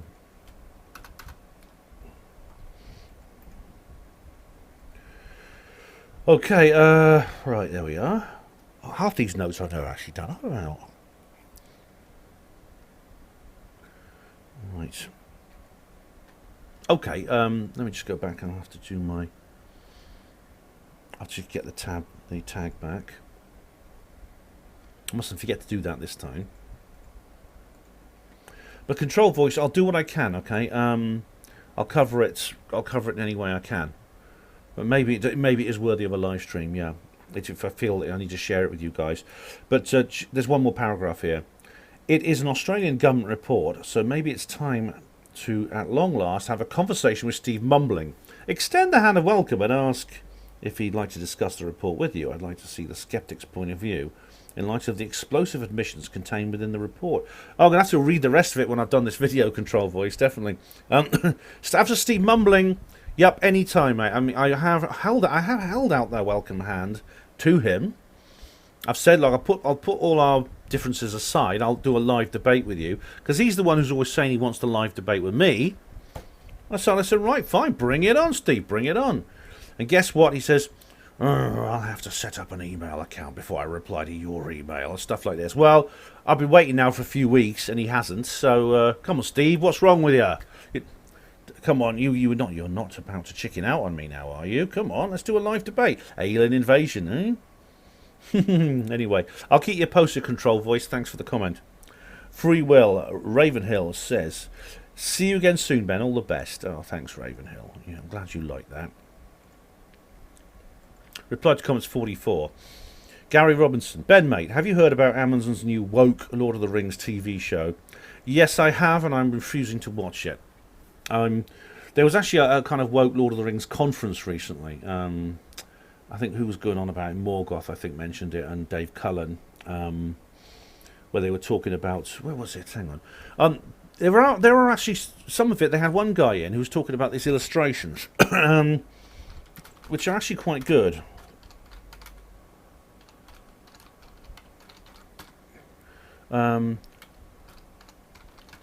Here we are, the Russian Lord of the Rings illustrations. Now, you see, there's the Russian version of Lord of the Rings has these illustrations by a Russian artist, and they're very much in the form of... They're very much made in the form of Eastern Orthodox icons. So, for example, there's the Council of Elrond, and they're actually, I must say, I quite like these pictures. I do quite like these pictures, I must admit. But there was this like woke Lord of the Rings conference and stuff like that, and now I can't remember the details, but of course all the traditionalists were totally against it. They were all being called racist, the usual story. And I thought when I saw that they had this new Amazon series, and of course it was going to go the same way as all the other franchises. Which is really sad, because I think several people have pointed out that Lord of the Rings is really special. It's not just like it's not just like another franchise. There's something neo-mythological about Lord of the Rings, which is what Tolkien intended. He intended to be a kind of indigenous British myth. So I feel more upset about that being perverted and corrupted than I do any other story. It's bad enough they're doing it to all the other franchises.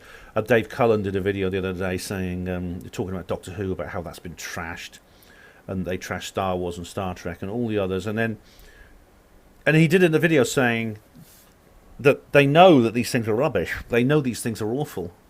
They know that they're going to get terrible viewing figures, and they don't care. They're kind of like saying, it's almost like a kind of bullying tactics. They're almost like humiliating us, saying, yeah, we can take these things, these stories that are very precious to you and have inspired you enormously throughout your life, and we can basically dump them in the sewer, and there's nothing you can do about it. We know they're rubbish. We know what we're doing is destroying these and making them rubbish, and we don't care. We're glad. That's what we're trying to do. I think he's right. But to do it to Lord of the Rings it's one. You think there's one thing I thought we really can't let them get their hands on, and that is Lord of the Rings. We can't let them get their hands on Tolkien. Tolkien is special. Tolkien is sacred, and therefore I refuse. I won't even watch a bloody. I watched one trailer of the new Lord of the Rings, and that's it. That's the moment I saw it, and I realised what they were doing. I said, right, that's it. I'm not even going to watch another trailer of it. The thing is, YouTube are doing away with dislikes and thumbs down. So the only defence you have now, you can't even thumb down something, is just not to watch it. It's the only way you can express your displeasure is refusing to watch something, not giving it a view. So yeah, I'm going to avoid that like the plague. The Penta Skywatch, Steve071 says, "Nice to finally see you getting about the place, Ben. Lovely long walk after the taxi did a no-show. Bet you're glad it was warm and dry." Yes, I was. It was lovely and warm. It wasn't too hot. I had a wonderful walk through the countryside of South Wales into Cardiff. And you know what? As I said at the time, it's a silver lining to the cloud. The taxi buggered off, so I walked. I said, sod that, I'm going to walk. Saved myself a lot of money. And it was a wonderful, lovely stroll, actually. I did. And as you can see in the video, I very much enjoyed it. And it was just perfect. It was almost like it was a gift from the universe after these awful many months now we've been under lockdown. So I'm very, very glad. I'm very glad indeed. TK says on free will, "Hey Ben, fascinating stuff. What do the aliens say about this? Or ghosts? Could someone you know ask them? Perhaps it's all just mathematics, like how the 1% is a perfect Pareto distribution." Also, I'm glad you started watching Sabine. She's a top-class scientist and presents complex subjects in a very understandable way. I must say some of her videos are quite good. She does very short videos. They're usually less than 10 minutes about certain. This is Sabine Hossenfelder, this German science vlogger. I must say they're quite good, most of them. Like, she talks about solar storms, the fifth force. Can physics be too speculative? Can we make a new universe? All this stuff is very, very interesting. But then she has another video here, false alien discoveries. Oh, there's this one about why conspiracy theories. Okay, you don't have free will. That's the first one I saw of her, which really got me into this. How to tell science from pseudoscience. It's a video where she's got a tinfoil hat on. That, I think, is... I have a problem with those. I think she's very much a skeptic. And so, obviously, I'm going to disagree with her on things. As for, you say, what do the aliens say about this, or ghosts? Well, I think you're joking anyway, but... as for aliens, I suppose aliens... Do they have free will? As for ghosts, do ghosts have free will? You see, the dualists often say, well, ghosts explain free will. Because the ghost is the ghost inside you is what the spirit, the soul, is actually what creates free will. But as I explained, that's just pushing. That really is not an explanation. It just pushes the whole concept just back another notch. It says, okay, well, what about the ghost inside the machine of the ghost? If souls exist, then they're no longer paranormal. They have a function. It's an explicable function if we can discover it. How does their free will work? Is there a soul behind the soul behind the soul? The ancient Egyptians say there are 12 levels of soul. So when you get to the top level, what controls that one's free will? I mean, Claire is working on an article which I hope to address pretty soon. It should be good. And he says here, he also says, mathematics, like how the one, or perhaps it's all just how the 1% is a perfect Pareto distribution. I'm not sure how the Pareto principle applies to consciousness, unless are some people conscious and others not? I mean, there's NPCs, but the thing is, NPCs and psychopaths, for example, there's no reason to think they don't have a consciousness. They have certain personality traits, certain brain functions, which affects their consciousness, but it doesn't necessarily mean that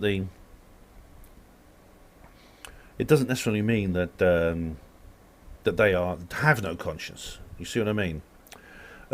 Right, we go to UFO Disclosure 2021 UAPTF Report Vigil.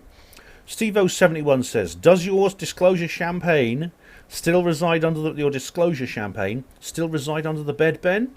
Yes, it does, Steve. It's still under the bed. I actually did consider moving it to the fridge during this vigil, just so it's nice and chilled if I have to open it. But in the end, I decided not to. Patrick Patel says on free will, nice. Oh, thanks, Patrick. Thanks very much. Reply to comments 44, Steve071. For some reason, I don't see some commentators on a live stream or when I watch afterwards with live comments. I don't know why it happens. Steve, it's a bit weird about the commenters. I can't see certain people. I can see people. I can see like people leaving comments for individuals. I mean, which is very strange. And then but I can't see the comment myself, which is weird because I haven't blocked these people. If I blocked them, they wouldn't be able to comment at all. If they block me, I should still be able to see them. I don't understand why that is, but I know I've got the same problem here, even on my own channel. It's one of the weird things about YouTube. I'm sorry, I don't know why that happens. Oh, by the way, I met Alex Ritchie. Yes, he exists. Yes, Alex Ritchie was at Awake and Aware. So, hello, Alex. Freewill Steve071. You're right about when natural sugar was taken out of certain food and drinks. When I was an infant, then junior school, 1977 to 1982-ish, I was the overweight member of the class was the odd one out. Now it's almost reversed. The switch to artificial was the turning point. Yeah, the use of sugar-free sweet foods and drinks has not stopped obesity. It seems it's getting worse despite that, which is really weird. But it's explained by what I was saying in there, that somehow you just subconsciously start craving sugar once you start eating. You start eating sweetness or drinking sweet food. Your enzymes for sugar. Your sugar enzymes are produced in the stomach, but when they hit your stomach and there's no sugar there, you subconsciously start. Oh, I fancy a Mars bar or something like that. The crafty nihilist says the philosophical musings of Ben. There we go. It's a timestamp on this on free will. If I if I go out and I get like a vindaloo and I have like 3 pounds of it, the chemical reactions in my stomach are going to happen, which will result in me having a rather nasty day on the toilet the following day. Yeah. Yes. Crafty. I do all my best thinking on the bog. Yes, that's right. That's a very philosophical thing, isn't it? Discussing the digestion of spicy foods. Free will be the truth says, atheists have no belief or concept of God, but what created them? Oh yes, the Big Bang in theory.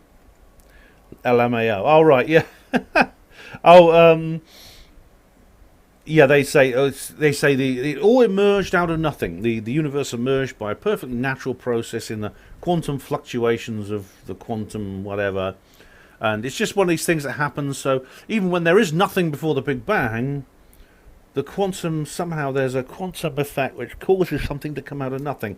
It is very very counterintuitive and very very unsatisfactory as an explanation. But then the same thing could be said for the steady state theory of Fred Hoyle. You know, it's an odd thing. He was a guy who disputed with Stephen Hawking in the early days. Hawking just basically discovered the whole theory, which explains the Big Bang. The Big Bang, the idea of the Big Bang came from when it was discovered that everything in the universe is moving away from itself, as if it's like the remains of an explosion spreading out. If you extrapolate that back in time, you can imagine it all together in one big clump. However, since then we've discovered, for example, that expansion is accelerating. It should be slowing down. It's actually speeding up. And this really threw a spanner in the works of all the physical theories. So it could be a bit more complicated than that. But David Smith says in reply to that, theists think a God created them, but what created God? LMAO. Oh my God,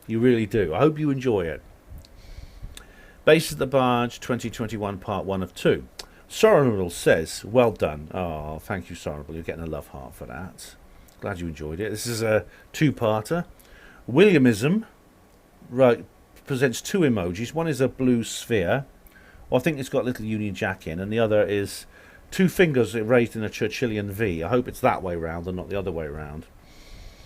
Part 1 of 2, Bases of the Barge.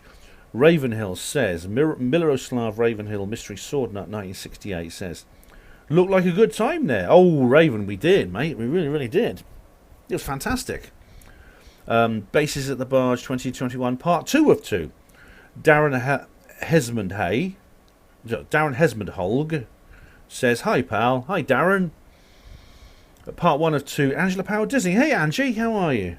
Angie Power Disney says, lovely to listen in on a transparent and authentic conversation. Oh, you're very welcome, Angie. Great to hear from you again. Part 2 of 2.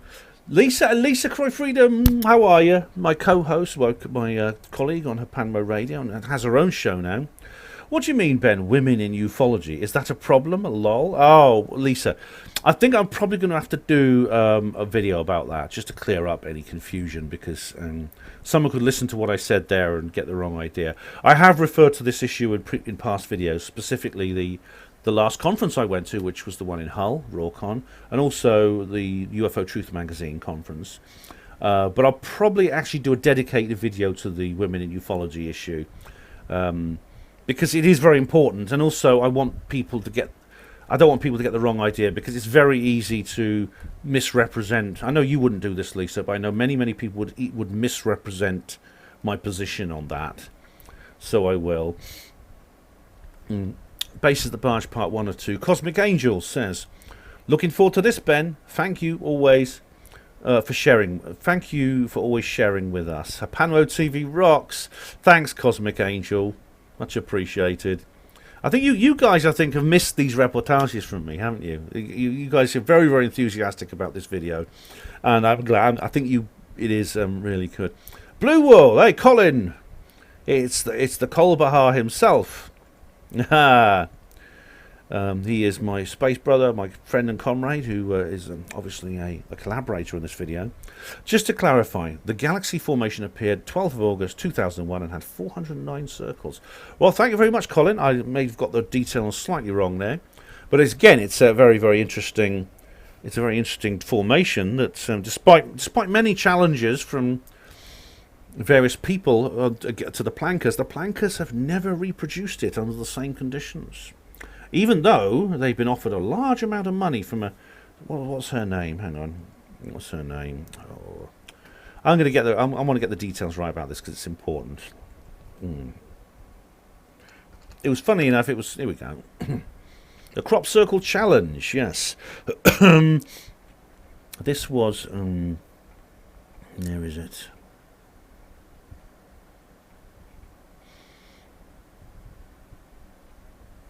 Bloody. So I'm just scrolling through an article I wrote years ago. That's too long. I can't find... Where's the person I'm looking for? It was an actress. She's quite old now. She was in Ryan's Daughter. What was the famous film with John Mills? Quite an old film.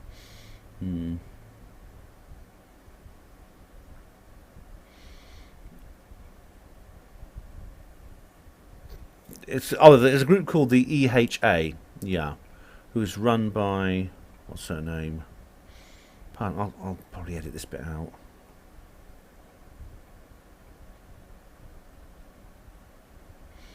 I can't find it. Sorry. I'll try and Google it.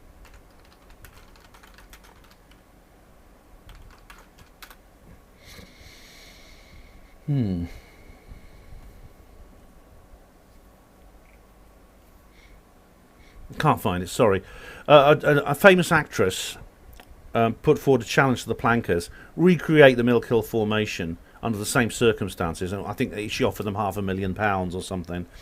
I challenged Tristan Swale. This is before he fell out with me after calling me names. Well, I fell out with him because he was calling me names. Came up with a rather shallow cock and bull excuse for why he wouldn't. And it's funny because I felt I was reversing the roles of the James Randi $1 Million Challenge. I said, well, if you don't want the money yourself, give it to charity. Things like this. Why won't you do the test? Why won't you do the test, Sylvia? Why won't you do the test? Tristan, funny enough, came up with all the excuses that he's always saying us woo-woos come up with. And then he started attacking me, and either I blocked him or he blocked me, I don't know. This was a completely unprovoked attack on me. He called me names, he said I was a racist, he said all kinds of horrible things about me.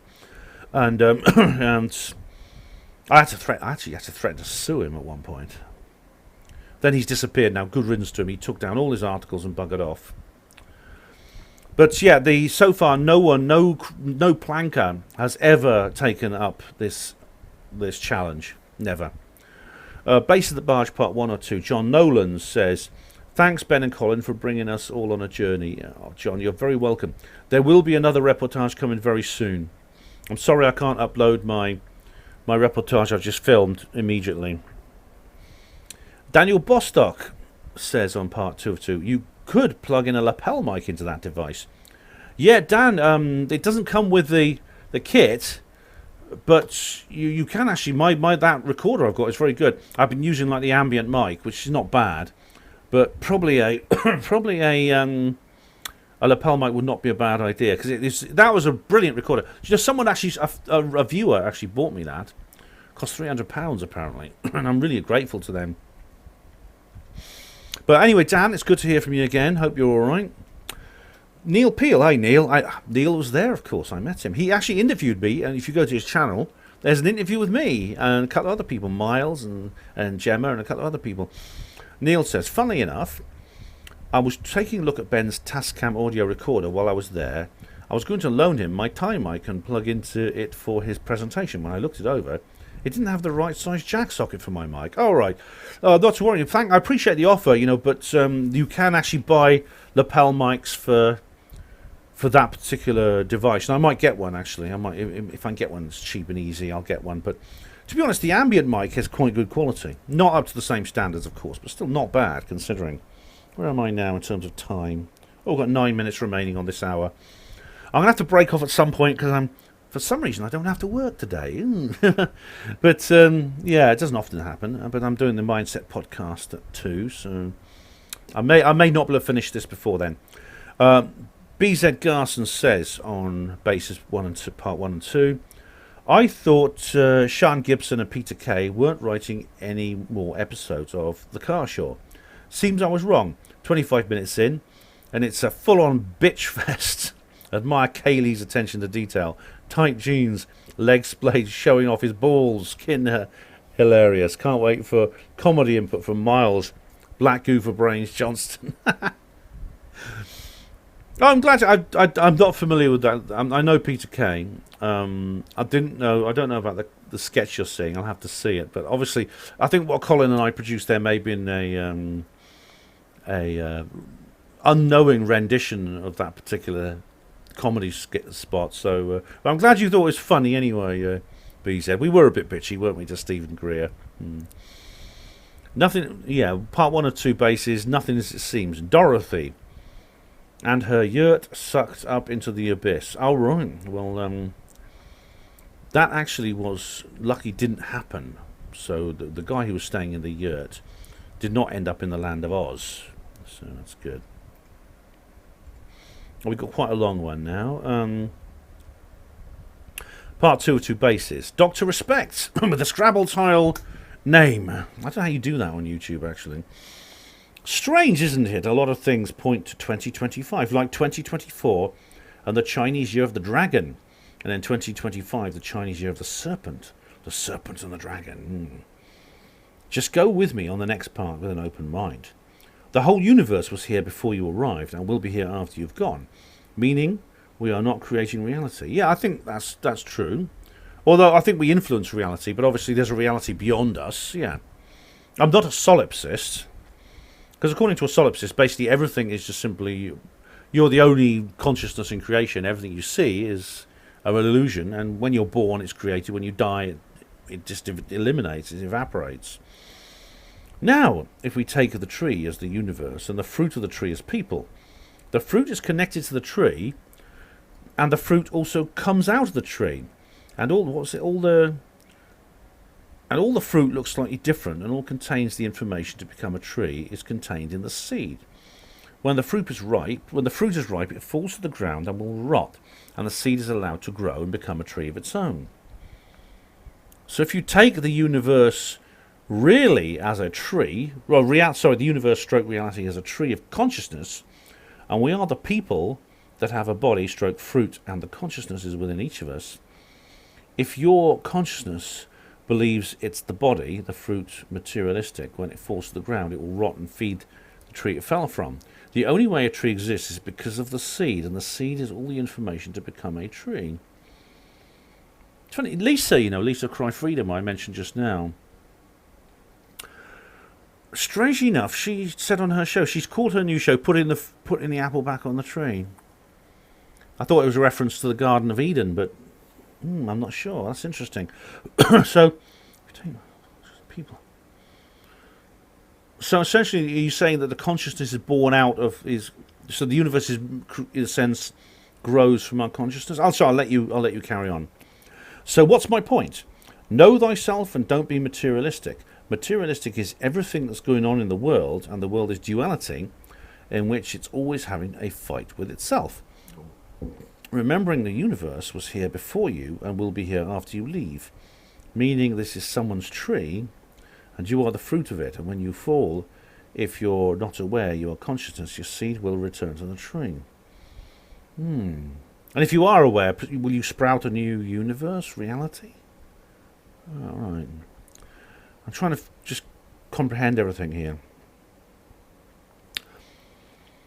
If you know you are the seed, and you have shed light upon this seed, on this tree you call reality, then when you fall, you will become your own tree, producing your own fruit. I see, yeah. And that's the biggest secret they will never tell us. Not all seeds grow. Why is that? Because it doesn't get enough light and attention. That's interesting. I'll give you a love heart for that, I think, Dr. Respect. That's very interesting. Oh, Alex Ritchie, see you next week. Alex, it's good to see you, mate. I signed your copy of Roswell Rising. I met you and your young daughter. Thanks for being there, mate. Thanks. It's great to see you. Really was. And I said here, he says again, see you next week. You will endorse your book for me. Yes, I did. Yes, definitely. That's on Basis at the Barge. The two videos, the two halves. Yeah. It's great when I meet you guys. I met Zyth Antiops, as I said, at that particular in that particular event. Barge 1 or 2. Paul Armstrong says, Wooly and Ben back on the road again. Two young bachelors out for some fun and woo. The type of fun and games only Mad Miles can provide. Yeah, I'll give you a love heart, Paul. Yes. Steve071 says on Bases 1 and 2, lock up your daughters, the boys are back in town. Felt like I was sitting in the back seat on the way to Devices. Oh, thanks, Steve. Well, I really hope I try to give people a sense of presence. So thank you very much. Thanks very much for that. Thanks very much for that observation. I feel like I've actually succeeded in that respect. Clive Albert says on Bases 1 and 2, 1 of 2, what happened to Capel Green? ZX Alien Warrior, Tiger Beerus Kirk, he's the assistant director, says it's in post-production. Marky Boy, Scamdemic more like. Clive Albert, thanks for the information. I don't know what you mean by scamdemic, Marky. But yeah, I am in touch with Tino and with everyone else in the production team. You just got to be patient, I'm afraid. This happens when you're making a proper movie. It takes time. So, but it is still an active project. I mean, a lot of people think it's not. Well, it is. Alex Ritchie says again on Basis 2 or 2. By the way, Ben, any local B&Bs around there? Got a hotel, but it's a few miles out. G-Maps is Gash. Name and number if you can. All right. Well, there's the Bear Hotel.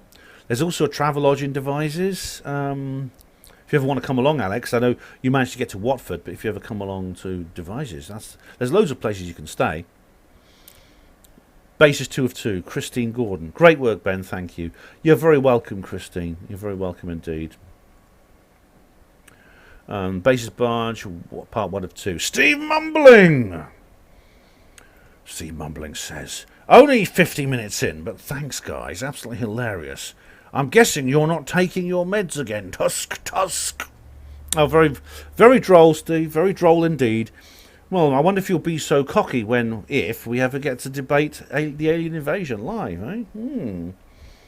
Snarnox says on Basis 2 of 2, did Maria Wheatley mention the alien mummies that were found in Peru a few years ago? I don't think she mentioned it in her talk, but she has mentioned them. I certainly brought this up with her when I interviewed her for her HPANWO radio, and found it's very like the Paracas skulls. The long skull people essentially are like the Paracas skulls, yeah. I don't know if they're anatomically exact, because of course this is a very fringe area of science according to academics, but I think, yeah, it should be. It should be. I think there is a connection, yeah. Bases of the Barge, part 1 of 2. Patrick Patel says, thanks, Ben, I love it. Oh, you're welcome, Patrick. Same video. Colin is brilliant. There you are, Colin. You've got a fan, mate. You got another fan. Colin did a good talk, actually, at Awake and Aware. Jorge Rodriguez says, hello, Ben. Be careful what you say about Stephen Greer. They may call you a skeptic. And thank you all for all this video that you do. Oh, my God. Jorge, I don't think that's really on the cards, do you? I mean, you see, I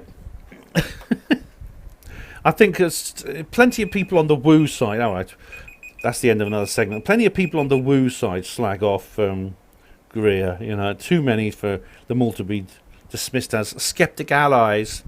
Anyway, we're on to the 3rd hour, guys. So, yeah, I don't know how long this... I'm not even going to predict how long this is going to be, but... anyway, here I'll see you later. Not a Boudica moment, another kind of moment. Okay, 3rd hour, guys. I'm not going to make predictions about how long this will be. I've got to do all the BitChute ones as well. Okay, and, of course, Odyssey. So I'll be covering those too. Oh, Viv has just left me a comment on Telegram. Oh, lovely. Okay, I can't go on to that right now. Bases part 2 of 2. Steve Mumbling! Once again. Miles would have sold more tickets if he had advertised the gig more accurately as amateur sci-fi enthusiasts tell their poorly imagined yarns for your entertainment. Well, he wouldn't. I don't think he would have sold that many tickets for that, Steve. But quite likely because the gig that wouldn't be a more accurate advertisement of the gig. The gig was not, as you describe it, sci-fi amateur enthusiasts telling their poorly imagined yarns for your entertainment. It was something serious about reality. Therefore, I think you're incorrect there.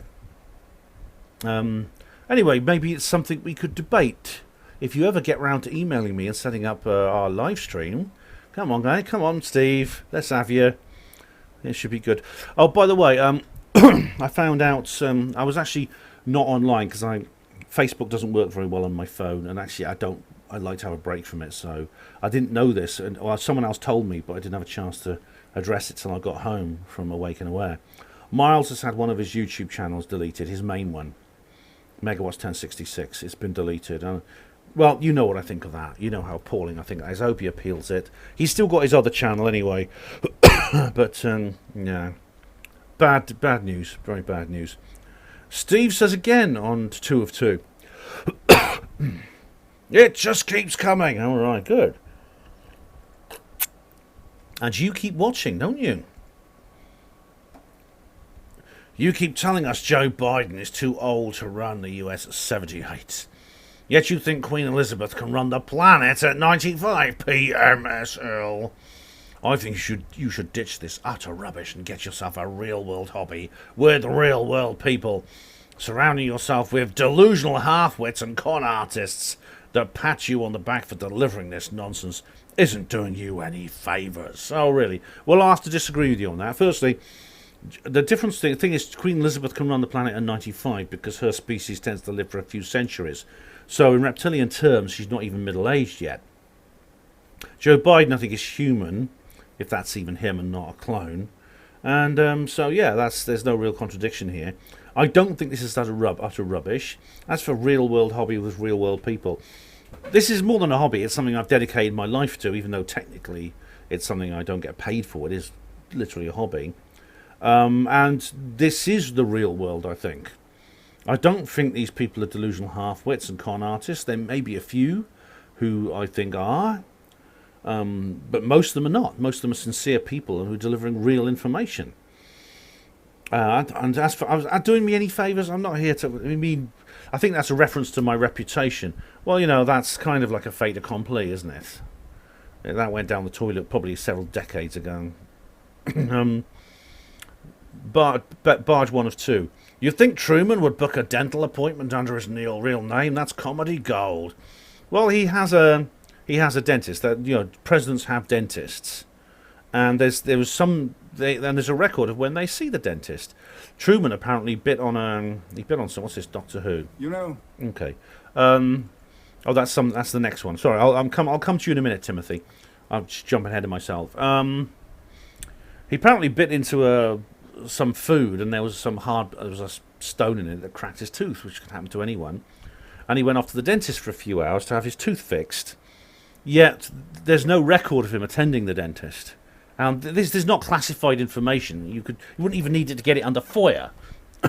to look into what a US president did 70 years ago in terms of his dental work, you would surely not have any problem doing that. But researchers find this is kind of missing time for Truman.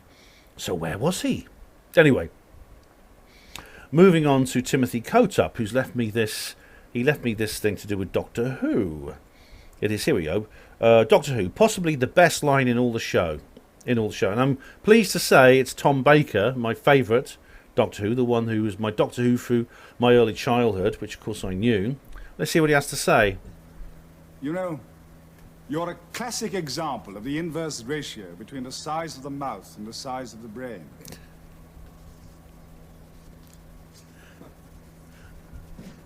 Oh, dearie me. Oh, my goodness me. We have Timothy trying to be clever and funny with me. This is on basis of the Barge Part 1 of 2, by the way.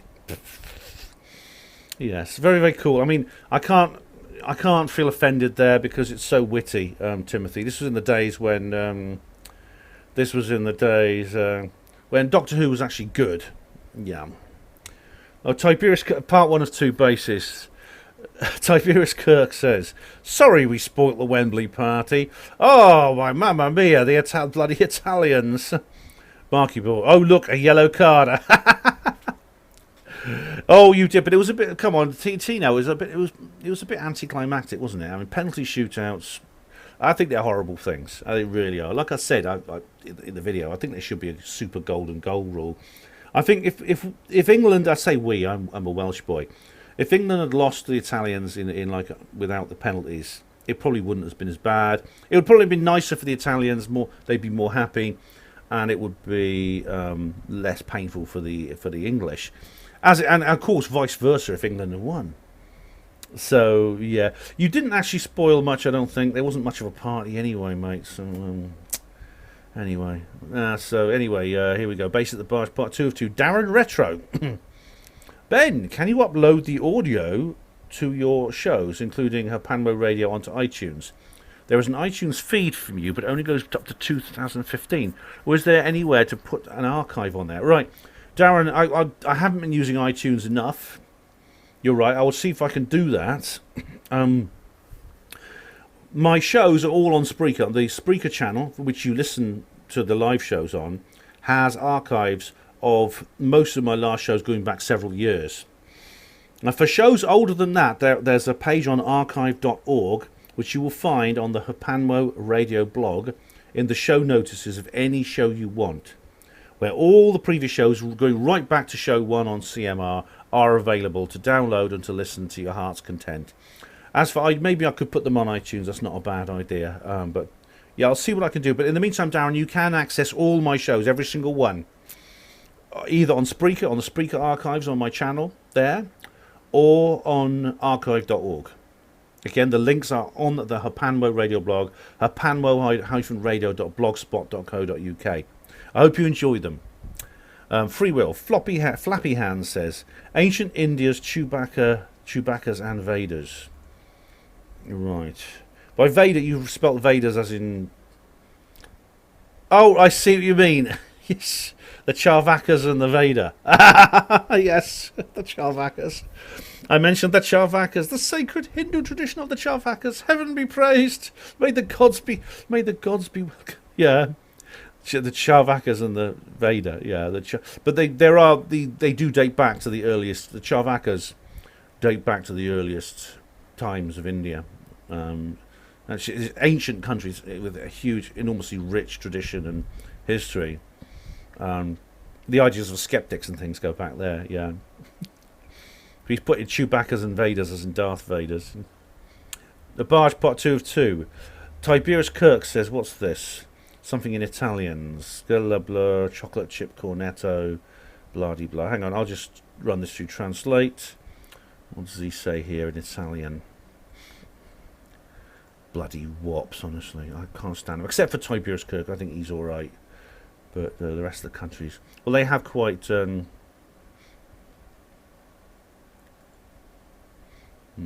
Italian... English. Sorry we ruined the party. Oh! Deary me. Oh, dearie me. Oh, sorry, I've got to get the... Of course, I've got to go back to the clipboard. Update the clipboard again. Yeah, Tiberius, I don't think you ruined much, mate. It was a good game. It was a good match. There was good football played on both sides, and then it ended up with penalties. And I thought, oh, and it went crap after that. It was a horrible thing. But anyway, I'm Welsh, so congratulations, Italy.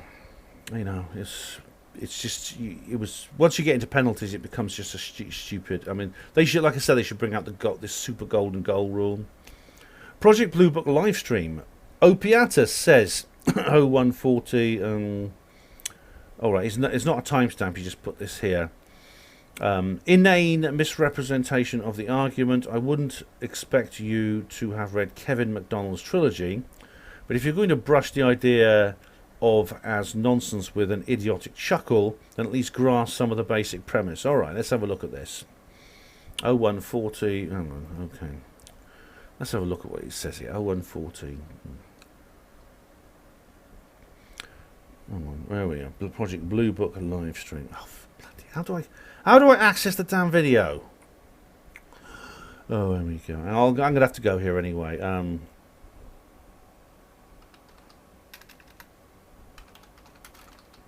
Because I want to clear my name with this person. Project Blue Book live stream.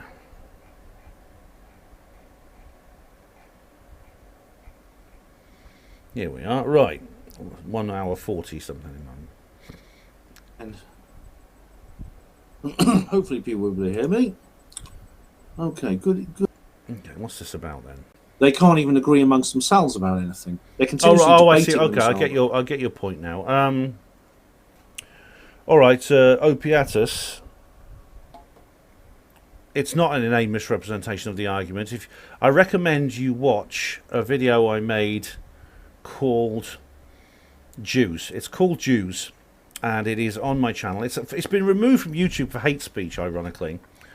But if you go to my channel, I'll go to the HPANWO TV blog, you'll find it, where I give a complete explanation of that entire subject. I've not read Kevin MacDonald's trilogy, but I have listened to him interviewed. I've done some interviews, and the video is essentially a critique of his thesis. So just go, feel free, watch it, see what you think. If you think I'm wrong, explain why you think I'm wrong. But I've not misrepresented the argument. And as for an idiotic chuckle, no, it's not an idiotic chuckle. I do have a grasp of the premise. A video that's almost 2 hours long is not an idiotic chuckle. So please do check that out on my channel.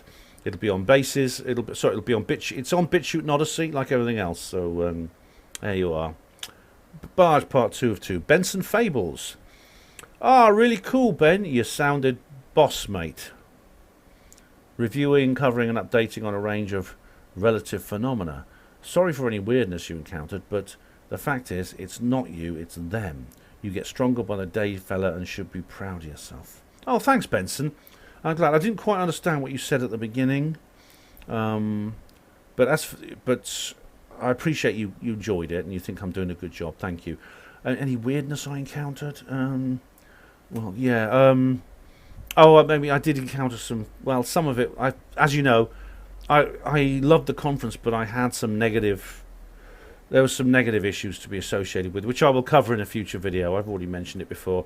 I'll put together a full video to deal with this. Okay, but thanks very much.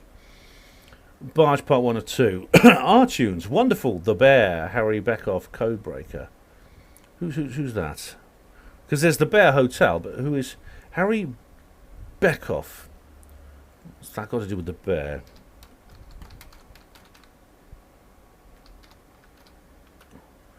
Right. PM's tribute to Harry Beckoff for helped in 21 elections. What's this then? Oh, this is from 2010. David Cameron singled out 96-year-old Harry Beckoff, who joined the party in 1929. Is this the bloke who's part of the Marlborough Group? The one, Brian Gerrish's friend? We lost the financial war, a Wiltshire Gazette and Herald. Former D-Day, former wartime codebreaker. Oh, he worked with Alan Turing and those people. Yeah. Yeah. Oh, he considers Germany to be of established financial dominance over the UK. Oh, right, okay. I know he's a friend of Shrimpton. The Bear, yeah. The Bear pub, I think they used to meet there. The Marlborough Group, they sometimes met there. There's some of their videos are still there, actually, where Shrimpton and Harry Beckoff and these other people are, they do various meetings, yeah. It's pretty good. Crafty Nihilist, Barge 1 of 2. Sorry we didn't go, Ben. We didn't realise Mark had bought me a holiday for my 50th. It meant we had a long journey to Cornwall on Monday, so couldn't face a full weekend. Looking forward to watching your video about it, though. Oh, thanks, Crafty. Congratulations, and I'm sorry, happy birthday. And, of course, you know, you've got to celebrate with your husband for things like that, and I understand why you've got to reprioritise. So I hope you had a good time in Cornwall. I mean, I hope the weather was all right. Wasn't bad where we were. And, yeah, many happy returns. Free Will livestream. Gary Gardner's stack of ribs. Hello, Gary. Said, oof, missed the stream. Became aware of you after your appearance on the TBR stream. I'll catch up now. Oh, that's Thomas Baden-Rees, yeah. Thanks. Well, I hope you enjoy it, Gary. Thomas, I enjoyed doing my show with Thomas. I hope he invites me back. And, yeah, I hope you enjoy the other videos on HPANWO TV.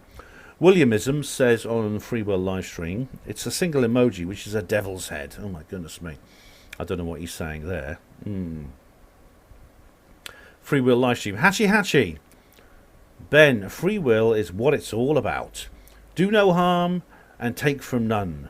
Unlike the nonsense that lead us a good time to research Che Guevara. Never thought I'd put that out. Boom. It's time. All right, I like that. Right, the stuff in I didn't quite understand about Che Guevara. I know that he's not really a hero that he's meant to be. Like, he was really brutal and things like that. Stephen Molyneux did a takedown of him. But do no harm and take from none. That's true. Thanks, Hatchie. That's it. Do no harm, take no shit, I think is the phrase. Yeah. Same video, Hatchie says, Ben, you're a wonderful man. Thank you. The spiritual implications of what's going on are nothing but satanic. That's right. Lol, one has to. Laugh. Yeah, you got to laugh, haven't you? Yeah. All the things we can't speak of. About. It's time. Go as the Jam said, Mr. Weller singing. We're going underground about time. See you there, love and respect. Oh yeah, going underground. See you, love and respect. Thanks, Hatchie. Thank you very much. I'm giving you a love heart. But you're right, it is all satanic, yeah. It's so thank you very much, Hatchie. Oh, Hatchie comes back on the same video. Ben, in the woods, give me an in-tune dog any day of the week. They're in tune with this world and the next. Oh, dogs, yeah. I was talking about dog consciousness, yeah. I'm lucky to have such a good spiritual connection. Where I go, my mate goes too. He's small, i.e. quiet attitude. and would spot a Bigfoot a mile away. All right. Hey. Yeah, they do. They never leave your side, do they, doggies? And yeah, I mean, if one of them catches or sees a Bigfoot, let me know. Same video. Who would have thought? This is catchy again. We could all go to Tron and live the movie when it collapses. Tron. That's where the Tron is where they bring this. They bring people into a computer. I remember. It's a weird video. That weird film. It's an early CGI movie as well. It's very interesting. When it collapses, I'll be walking the dog up the woods, hopefully with a cup of tea and a sausage sandwich for both of us, and then start picking nettles for a brew. Love and respect. Hey, Tahachi. Yeah, nettles can be eaten. You've got to rub the stings off them, but they are actually quite healthy. And if you're ever trapped in the middle of nowhere and you don't know what to eat, I do recommend nettles. Yeah. Hugo Rune says on Free Will Livestream, Walob. That's some people believed. W-A-L-O-B. What's that stand for? In my humble opinion, I believe the universe is not sentient. Time is not a dimension. There are no parallel universes. There are no alternative outcomes. I agree with you on consciousness in the animal world. Dogs are very conscious. I had a dog, a wolf Alsatian, who came to live with me. It had previously only been a guard dog living outside a large Nottingham pub or club venue. Whenever I visited, Toc would come and sit by my wheelchair. So when she retired, I took her on, and she moved instantly into my home and took control, really, and was a perfect partner to me, never needing a lead, never interested in other dogs, only me. Think about it, Toc was a pub guard dog for many years, but only met me later in its career. She only lived her last few years with me, but she seemed to think this was her happy retirement. I was very happy with it. Oh, that's sweet, Hugo. Toc, TOC, that's right. I think that's the name of the dog in this book I read when I was a kid. What was it called? There was this book with all kinds of weird things in it. But yeah, they're great like that, aren't they, doggies? I'm glad you had a nice doggy to live with you. Makes all the difference, doesn't it? It's great. But yeah, as for the other things about the universe and dimensions and parallel universes, I'll have to wait till I talk to you, and then I can you can go more into your cosmology, because I can't quite grasp it. Same video, Hugo again. Mental intent affects quantum fluctuations. Bollocks! Yes, you can imagine the cat alive or dead, but sorry, it's just a thought experiment, nothing to do with reality. Well, I think, Hugo, you should regard the work of Dean Radin and his experiments into that. You'll find that that's actually not the case. Mental intent does affect quantum fluctuations. Seeing as Schrodinger's cat is a thought experiment where quantum fluctuations affects the macro world, then technically mental intent can affect the outcome of the cat, whether the cat lives or dies. Theoretically, that is possible. 125 onwards. Nothing is as it seems, says Big Bang equals BS. You said very little, but that is correct. Big Bang is bullshit. Perhaps there's another mechanism. Oh, it was someone else who said that. Nothing as it seems. Okay. I can't remember exactly how the conversation went, Hugo, but I think there are problems with the Big Bang, yeah. Because of the fact that the expansion, the speeding of the expansion of the universe. Also, João Maguejo and what he discovered. Another reason all stars are accelerating away. Perhaps 95% of the universe, one of no parallels that they can't identify, is involved in this, what they call dark matter. Well, that's it. That is dark matter or dark energy is the current explanation. This is basically the whole thing came from that thesis. Came from this observation. The observation led to that thesis. Because what other explanation could you have? There has to be some energy in the universe that's increasing the expansion. Now, Einstein had this thing called the cosmological constant. In fact, in Einstein's biggest blunder, I think you've seen that, haven't you? It's got Maguejo in. Einstein's biggest blunder. It's a documentary, part of Equinox. You can get it on YouTube. I think we used to be able to anyway. Let's have a look. Yeah, it's on Documentary Mania. That's not. Yeah, it's, you can get it on some sites. It doesn't appear to be on YouTube for some reason. But he said basically the cosmological constant, what explained the fine tuning of the expanding universe, was his biggest blunder. But then, other way around. He put together the cosmological constant to explain why the universe simply doesn't crush itself with its own mutual gravity. But it was Edwin Hubble and his observations of the expanding universe which meant he could put that to bed. He called it his biggest blunder. However, João Magueju is kind of resurrecting it. It's very interesting.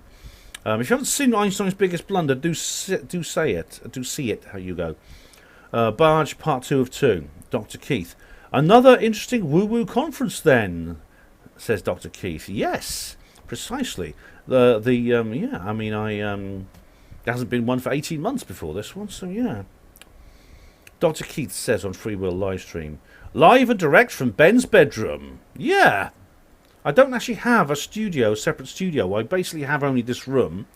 So it doubles up as, what am I doing for time? I've got 35 minutes left. It doubles up as a place of broadcasting and recording. Ian R. Crane dies.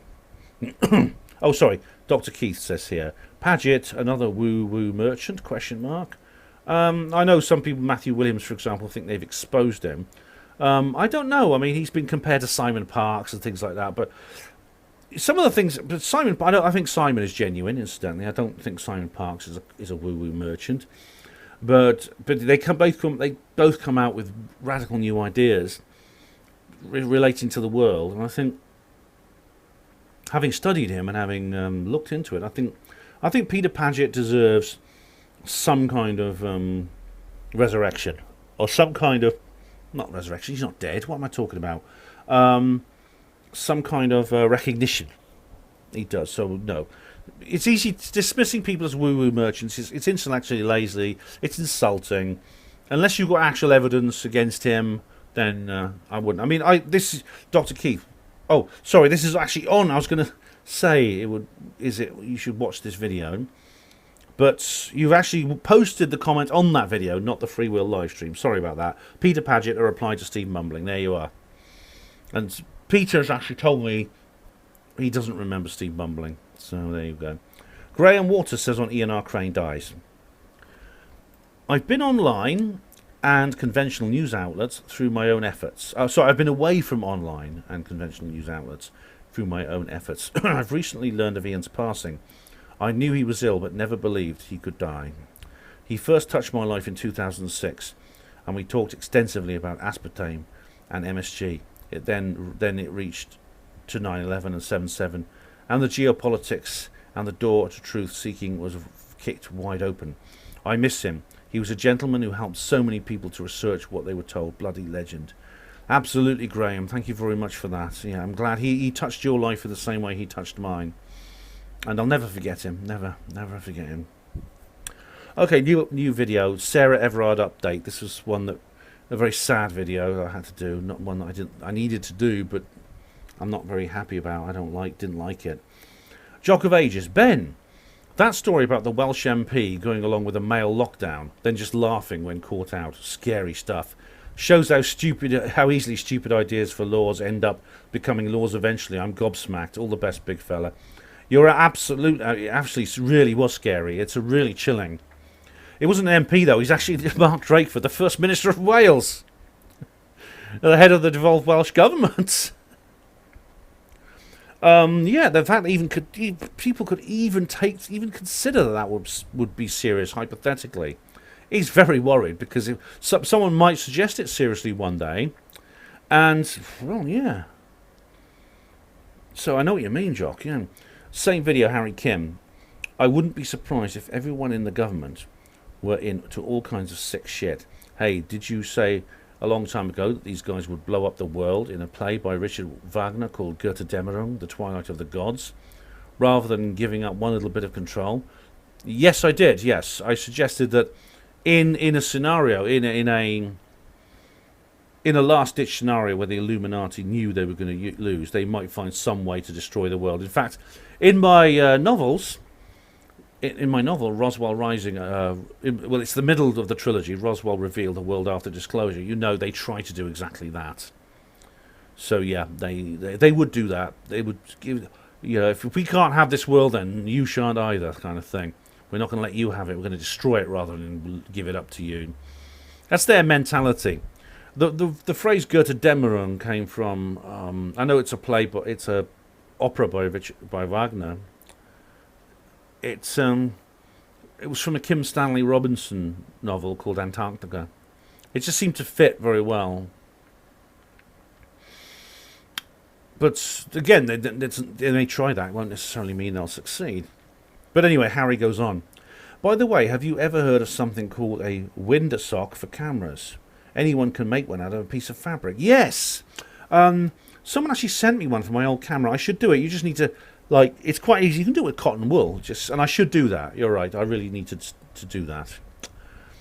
Nihilist Lives Matter, Sarah Everard update. It would be fascinating if there was a list of diplomats, VIPs and moguls visiting London at that time. Yes, I'd be very curious to find that out. Oddly enough, Cousins, of course, was in the Diplomatic Protection Squad, so he would have been aware of that and would have probably been recruited for that reason, for whoever happened to be there. Same video, Vril on Aura. I have a gut feeling that the policeman had not only grabbed poor Sarah, but many others. There's no way to escape that they've been doing this for thousands of years. Yeah, it's unlikely, I think, that was his first mission.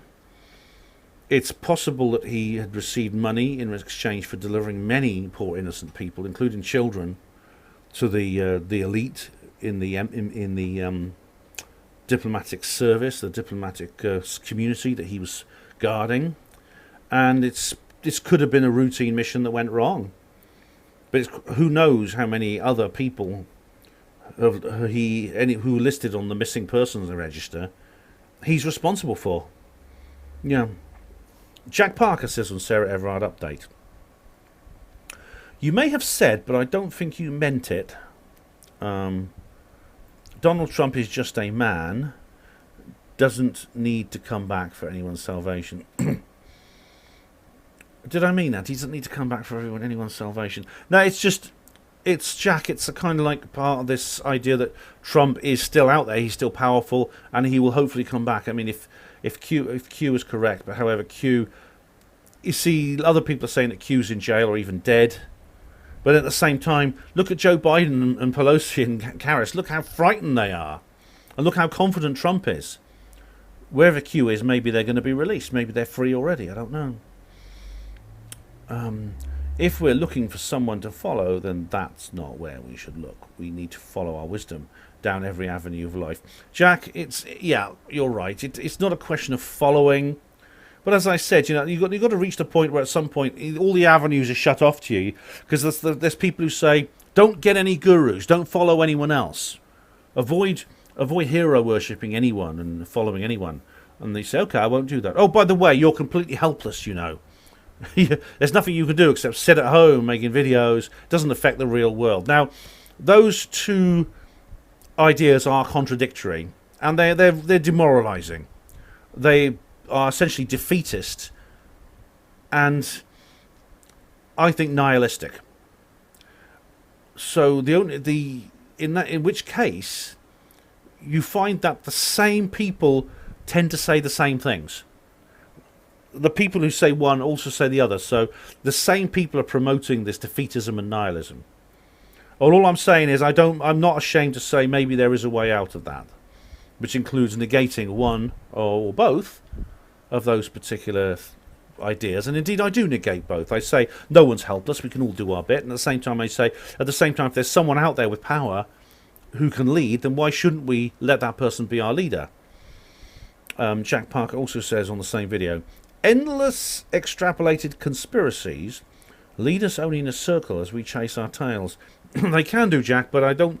If you're referring that this particular video is one of those, I don't think it is. I think I present an idea about exactly why I think that there are suspicious elements to this crime. Jack Parker says on Sarah Everard update, we can have truth, yes, and we must hear it, yes, and we can't ignore it, no. Yeah, Quite so. Jesus Global v Genocide Infants Children, that's the name, says mdmlastprofit.com. All right, I don't know what that is. I don't have time to look that up. But the same user says here on the same video, this just puts this thing in, this sort of worded URL, twice actually. Put it in again on the same video. You only need to say it once, Mr. Jesus Global. And again on the same video. Look, I'm going to have to start deleting your repeated comments. All right. All right. I'm going to delete this. All right. You've said it enough times. I'm going to actually remove that comment there. Okay. Pauline Phillips says on Sarah Everard, I think you're spot on, Ben. This whole thing stinks to high heaven. Personally, I think he will, quote unquote, commit suicide in prison. He knows too much. I still wonder about all those tunnels near where he lived. And yes, I believe President Trump will be back, and I too hope the truth will be revealed. It's not a case of seeing him as a saviour. He's the man picked for the job, and probably the only man who could have done it with the backing of the military, etc. Thank you, Pauline. Yeah. Wayne Couzens will probably, it may be like Tommy Mayer. He'll just simply stop receiving letters and stop writing letters, and the governor will say he's not communicating. In which case he may die, in other words, be killed himself, or he'll be removed from prison to carry on his role his work for the Illuminati in some other way. There are tunnels, yeah, there are tunnels in the White Cliffs, isn't there? Some of them date back to Napoleonic War and World War II, and there's many others, isn't there? But yeah, I found out someone else told me about this. It may even have been you. That there are mysterious shafts and tunnels into the cliffs near where Deal is, places like Dover, Deal, Folkestone, and that area. They actually started digging a channel tunnel in the 19th century. They got about a mile out and then gave up on the project. Yeah. As for Trump, just look what's going on. Look at how powerful he is. Look how all his videos get 10 times the views of Joe Biden. Look, he's confident, he's strong, he's positive. Well, Biden and his crew, they're just hiding like this, terrified. They know something is going to go wrong, something's coming. Look how Biden, like you said, when he was asked about UFOs, he goes, "Oh, you better ask him again," and wandered off. Yeah, do you remember the military does... The military, at the end of the day, if it comes to an all-out war, their loyalty is very important, and they back Trump. And Biden knows it. I don't think the military would obey Biden in terms of domestic law enforcement. I don't think they would. I think they'd obey Trump. If there has to be another US civil war, then I think it will hopefully go well in terms of for freedom. Gary Robinson says on Sarah Everard Update, I have to admit, Ben, I found the 2020 UK heat wave very difficult simply because I didn't have aircon and ceiling fans like I do here in Mexico. Peter Prepper says, you mean 2019? All right, I'm not sure, Gary, but were you here in Britain at the time? Because we've had several. We have heat waves every few years, and indeed we don't have. It is difficult to deal with because we're not used to this kind of weather. It doesn't happen very often, which means most people don't use air conditioning. There's little point installing a system at great expense, which you're only going to have to run for a few days of the year. So we tend to just sweat it out. Yeah, I've got a fan here. I mean, I'll try and switch it off, actually, because it's quite grey and dark outside, so I'll do that. Anyway, Sarah Everard Update. Flappy Hands said, imagine the reaction to saying any grouping beside white males should be under curfew. Quite so, exactly. This is another example, Flappy, of the left and cultural Marxism and the way it takes identical ethical equations and says that one is good and the other is terrible.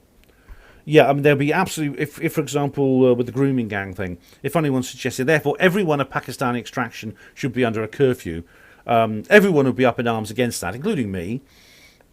But, oh no, white men, yeah, lock them up. It's horrific. And even though it wasn't serious, even though it was just said in jest, there may be people planning something serious like that, and they now know that... The MPs and people like the First Minister of Wales will take it seriously. It's a very worrying revelation. I mean, Baroness Jones, I think she'll be kicked out of the House of Lords, quite frankly. She should be put into a retirement home for the evil things she said. But she's obviously still going to. She will remain. She'll probably be there the rest of her life. So, but yeah, it makes me feel uncomfortable as a white male myself. I think to myself, well, look, what have they got planned for me, and people like me. Dr. Keith, hello, says Sarah Everard. Glad to see you've left your bedroom and are out and about getting fresh air. Keith, yes, me too, Doctor, yes. Or can I call you Keith? Absolutely. Yeah. I've been for more fresh air since then.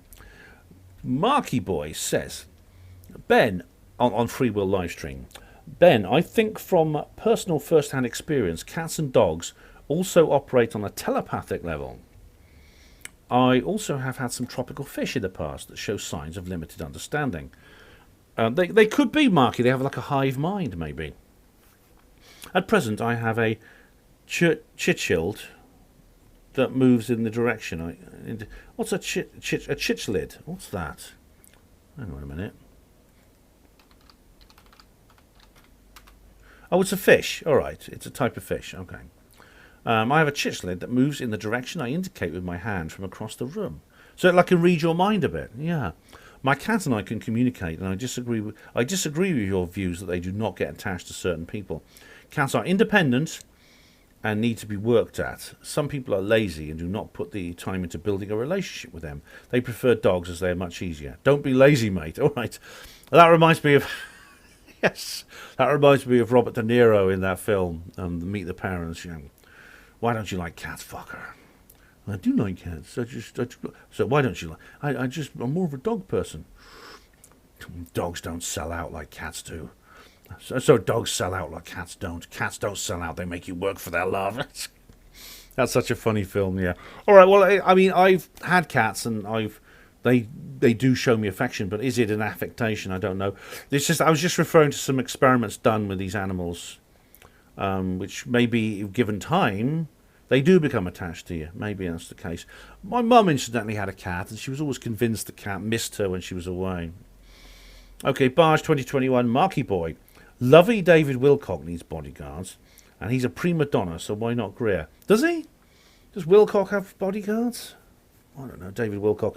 David Wilcock seems to like, I don't know. But is there any others? I mean, maybe there's one other apart from Greer, but I can't think of many others. Barge part 1 of 2. Marky Boy, Michael Ryan and Raoul Moat, both more to those than meets the eye in hindsight. Very much so, yeah. Michael Ryan was something connected to the Freemasons, or was that? No, that was Dunblane. What's his name? The guy at Dunblane. But Raoul Moat, I mean, I'll tell you what, Rich Planet. I recommend the documentaries by Richard D. Hall on Raoul Moat and the shooting of that. I particularly the connection to 7/7 and things like this. This was in the good old days when Richard didn't go Peter Hyatt crazy and actually did serious research. I recommend those very much indeed. Bob Lazar movie live stream. Cis scum trash. Oh my goodness me. That's what the wokists like Christy Winters and Kevin Logan would call me. Oink. Just one word, oink. I don't know what that means. It's the noise a pig makes. Sarah Everard upstate. Anne Hedoniak says, age 33, the 3rd of the 3rd, 21. Yeah, that's weird, isn't it? 3 3s and 3 3. If this isn't a psyop, I don't know what is. Yeah, Masonic. Yeah, often these things happen at Masonic dates, and there's often Masonic symbolism and their sacred dates and things like that. Sarah Everard, Patrick Patel. Ben, I honestly wished you could knock out that Wayne Couzens. You're probably taller and stronger than him. Well, anyone who needs to go out and goes out and abducts young women off and young women and girls off streets and delivers them to horrible people within the diplomatic service to do unspeakable cruelties and deaths on them is someone I'd like to knock out, yes. And seeing as they need to do that for their self-esteem, I probably could. Yes, bases at the barge, part 1 of 2. Bluebeam. B-L-E-W, blue, yes. Yesterday, is like a ellipsis. Yesterday, I've had a weird fictional dream about dream. So I think it's DEAM, DWAM. I think you mean dream. About Miles being a TV commercial, having a wound and being highly pregnant. Unbelievable. Had to laugh my ass off the whole day about it. I've been saying weird stuff about Miles, but not really reality. Like almost everything so many people say about, for instance, the arrests and so on. Oh, he said, I've had a weird fictional dream. He corrects himself there. All right. Obviously, I find your style of writing a bit hard to follow, but that is a weird dream, isn't it? Yeah.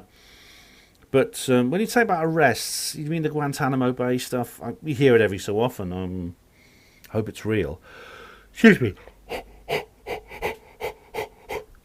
Christy Morland says on, it's an old one, UFO Disclosure 2015, Warminster 50.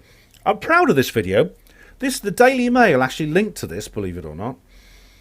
I agree with most things with you, Ben, but I don't agree the army's killing is wrong, and we have learnt nothing after 2 world wars, unfortunately. Christy, I've changed my mind a bit since I made that video. All right, but so I mean, I was referring to the Help for Heroes thing. All right, but I stand by what I said about how there was a kind of military religion thing being promoted, where these wars keep breaking out. It's actually much worse in America. But I'll have to watch that video to find out exactly what I said there, because I know I've changed my mind about a few things back then. Bluebeam says, the coffee cup does indeed talks about WTC nuclear crash theory. The coffee cup. Many words about constructions. Oh, I think you mean the thing. Yes, this weird idea that there was a nuke underneath. There was that Russian guy, that ex-KGB guy, talking about it. I can't remember his name. That basically a nuclear bomb was detonated under the World Trade Center, which explains it. Many words about construction. I think you mean constructions, not constructions. Like you can see clearly an 9/11 activism content of the cup in German words. All right. It does. That's what I thought it meant, Bluebeam. I can't speak German, but I thought that was what it was referring to, this particular theory. What's the name of the guy? Hang on.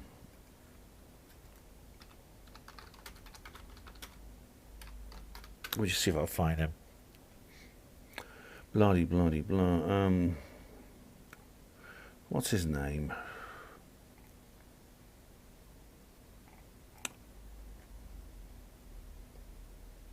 I can't find it. Sorry, I'm not. I can't find all this information. But yeah, he's a Russian guy. In the Soviet era, he was KGB, which says a lot. Anyway, we can now go on to David I Books, the full set. I've had a lot of comments on this old video this week. That's my 3rd one on this old video. He said, this is Zen Master Protes. David was right all along. Now we know in 2021. Wasn't he just? Yes, wasn't he just? He knew. He talked about the vaccine passport thing. He talked about the database state. He talked about the whole way it would be used. Goodness me, he was absolutely right.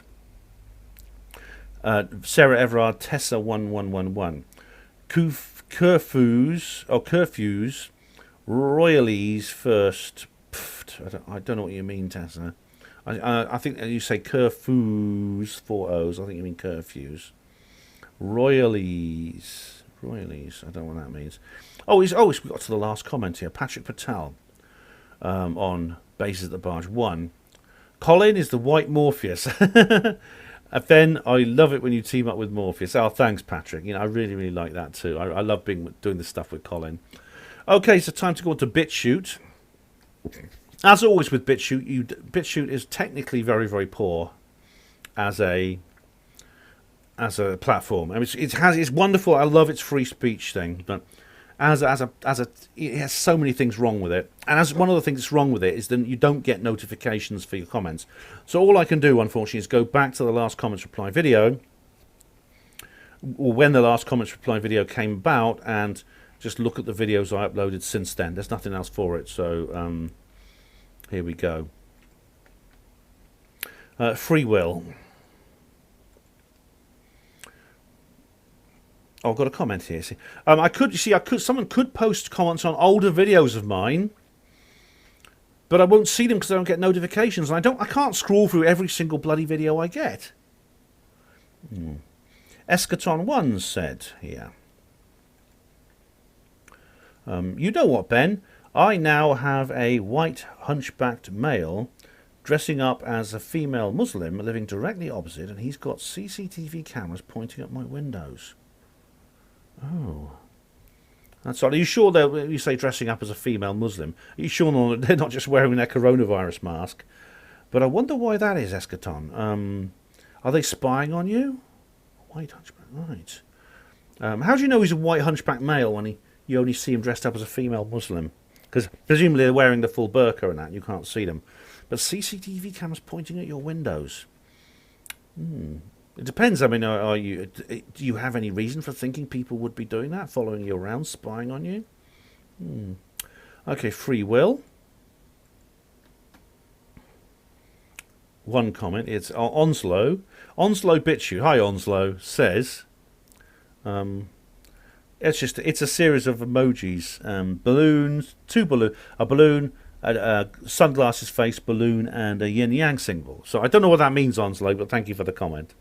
Thank you for taking the time to comment. Oh, and BitChute is running slow again. Oh, come on, you. Oh, here it is. Rush, that's the Free Will live stream. I couldn't the bases. You'll notice the bases and the barge thing is absent. Bases and the barge videos, both halves, are absent from BitChute. You know why? Because I couldn't bloody upload them. BitChute wouldn't. I've got it. I still got one processing after a bloody week. That's the third time I've tried to upload them. They just won't work. That's BitChute for you, I'm afraid. It's getting worse. It's not getting better. It's getting worse. Okay, Sarah Everard update. Woden20 says, he will have a nice time inside, lol. He should take the suicide option. Well, I think the option might be taken out of his hands, Woden, when it comes to suicide, if you know what I mean. But he may not be inside for long either. He may be withdrawn and used in another capacity by the New World Order. Anyway, let's go on to Odyssey now. Now, I've got a list of... Odyssey do give you notifications, which is one thing. However, they don't... They only go back 20 days, which means I have to make a note of every single... write it down, basically make a note. I've got here on... So, Sarah Everard update. I've got a whole list of comments on here. What am I doing for time? Oh, 8 minutes. I reckon I'll... Whoops. Sorry, I've got to press pause. I reckon I've got... I'll get through all this, you know.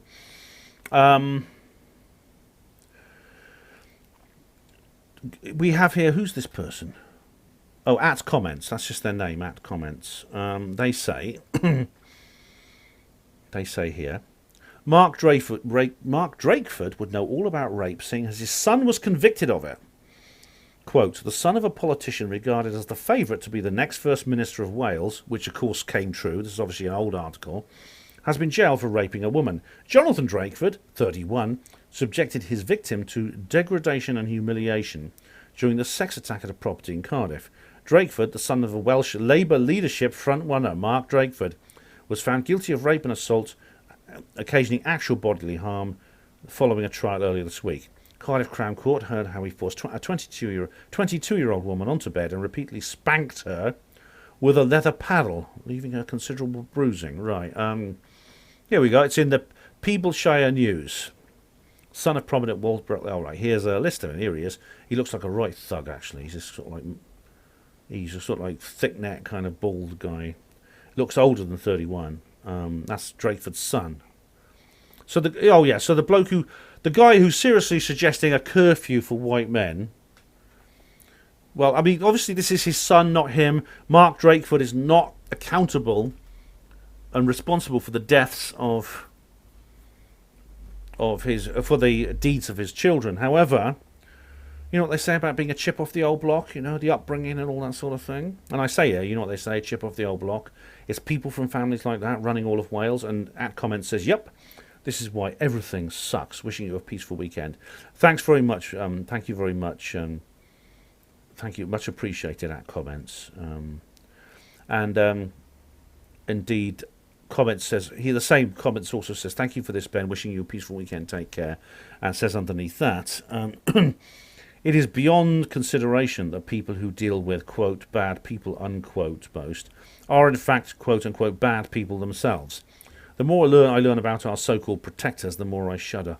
Look, this is a point, yes, this is a point not lost on the feminists.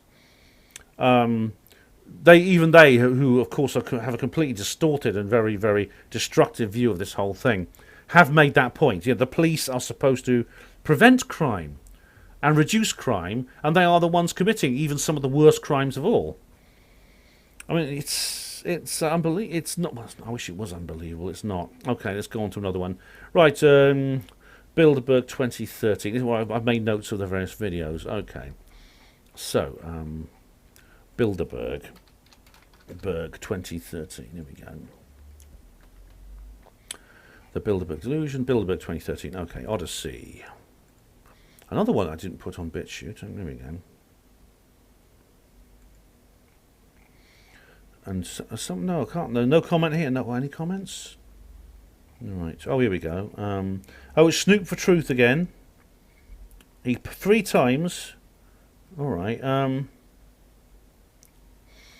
Here we go. In the course of my research, I obtained some extremely rare documents on silent weapons for a quiet war, which nobody else has ever obtained. Please click on every single attachment at the bottom of post 3 here. Remember the attachment. Okay. Okay, it's not. That's all right. Oh, this is the. This is This is the Deborah Tavares article you showed me before. I'm sorry, I haven't had a chance to read it, Snoop. I'm sorry, I really am. I just haven't had time. Okay, next one. Nelson Mandela dies. Or did he? Yeah, I don't remember that. Right. Odyssey.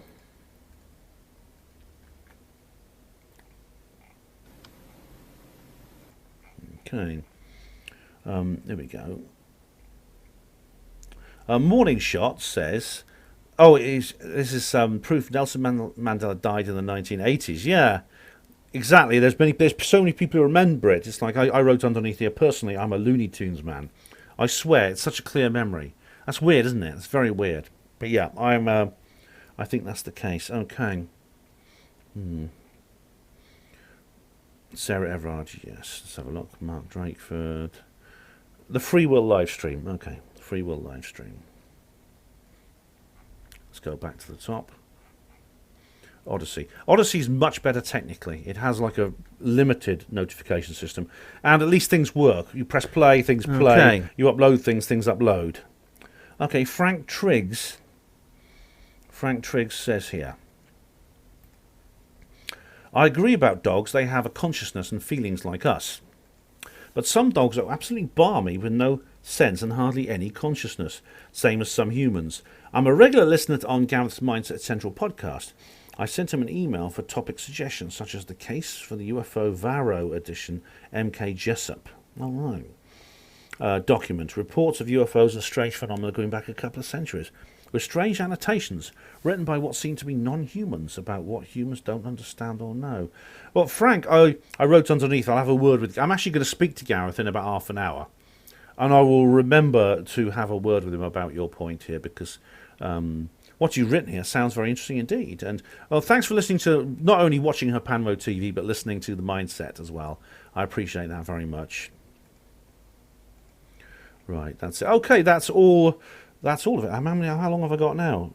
Oh, 2 minutes remaining. Okay, I've just got time to go back. I'm going to go back now to the channel comments and refresh and see if I've got any new ones. It's dead on 3 hours. And I haven't. But what I'll do is I'll go to notifications, because there may be a few in my notifications. Let's have a look. Oh, I've got only two here. Okay, and there are none. Just a couple of uploads from friends. Okay, guys, so that's it. I'll just do one last check of I'll do one last check of held for review, and there are none, and published. I'll just refresh once more. Go to mentions. No, I'll go to held for review. It's empty. Right, that's it, guys. That's the end of this comments reply video, the 45th one. It is it's dead on 3 hours. That's quite. They're getting shorter. See, I've got to apologise for not uploading my reportage of Awake and Aware. If I'd done that, then I wouldn't have been able to do this video, reply to comments, until probably sometime late next week. In which case, I'd have had another extra 150 odd comments, and it would be much, much longer. It'd go on for like 5 hours or something. So I've gone this now, got it out of the way. Now I'm free to upload other things, and again, I will upload the Awake and Aware reportage probably sometime next week. I don't have time to do it before I go away to Truth Seekers Northeast, but I look forward. If you are in a position to attend the Truth Seekers Northeast meetings, I hope you will. Obviously, it's a private event. It's a private event, so not everyone can attend. But I do hope to see you there. Either way, there will be a full reportage, including an off-duty video. So look forward to that. Thank you, all of you, for your comments. They've been great. Some exceptional ones this particular week, especially the Davids debating about UFOs and the free will. I'll tackle the free will debate in a future video where after Claire Ray Randall has uploaded her article about free will, because this is something I need to learn more about before I comment on, I think. Thank you, all of you, for watching. Dead on 3 hours. Dead on 3 hours, yeah. Thank you, all of you, for watching HPANWO TV. Hospital Porters, Pride and Dignity, Stop the New World Order.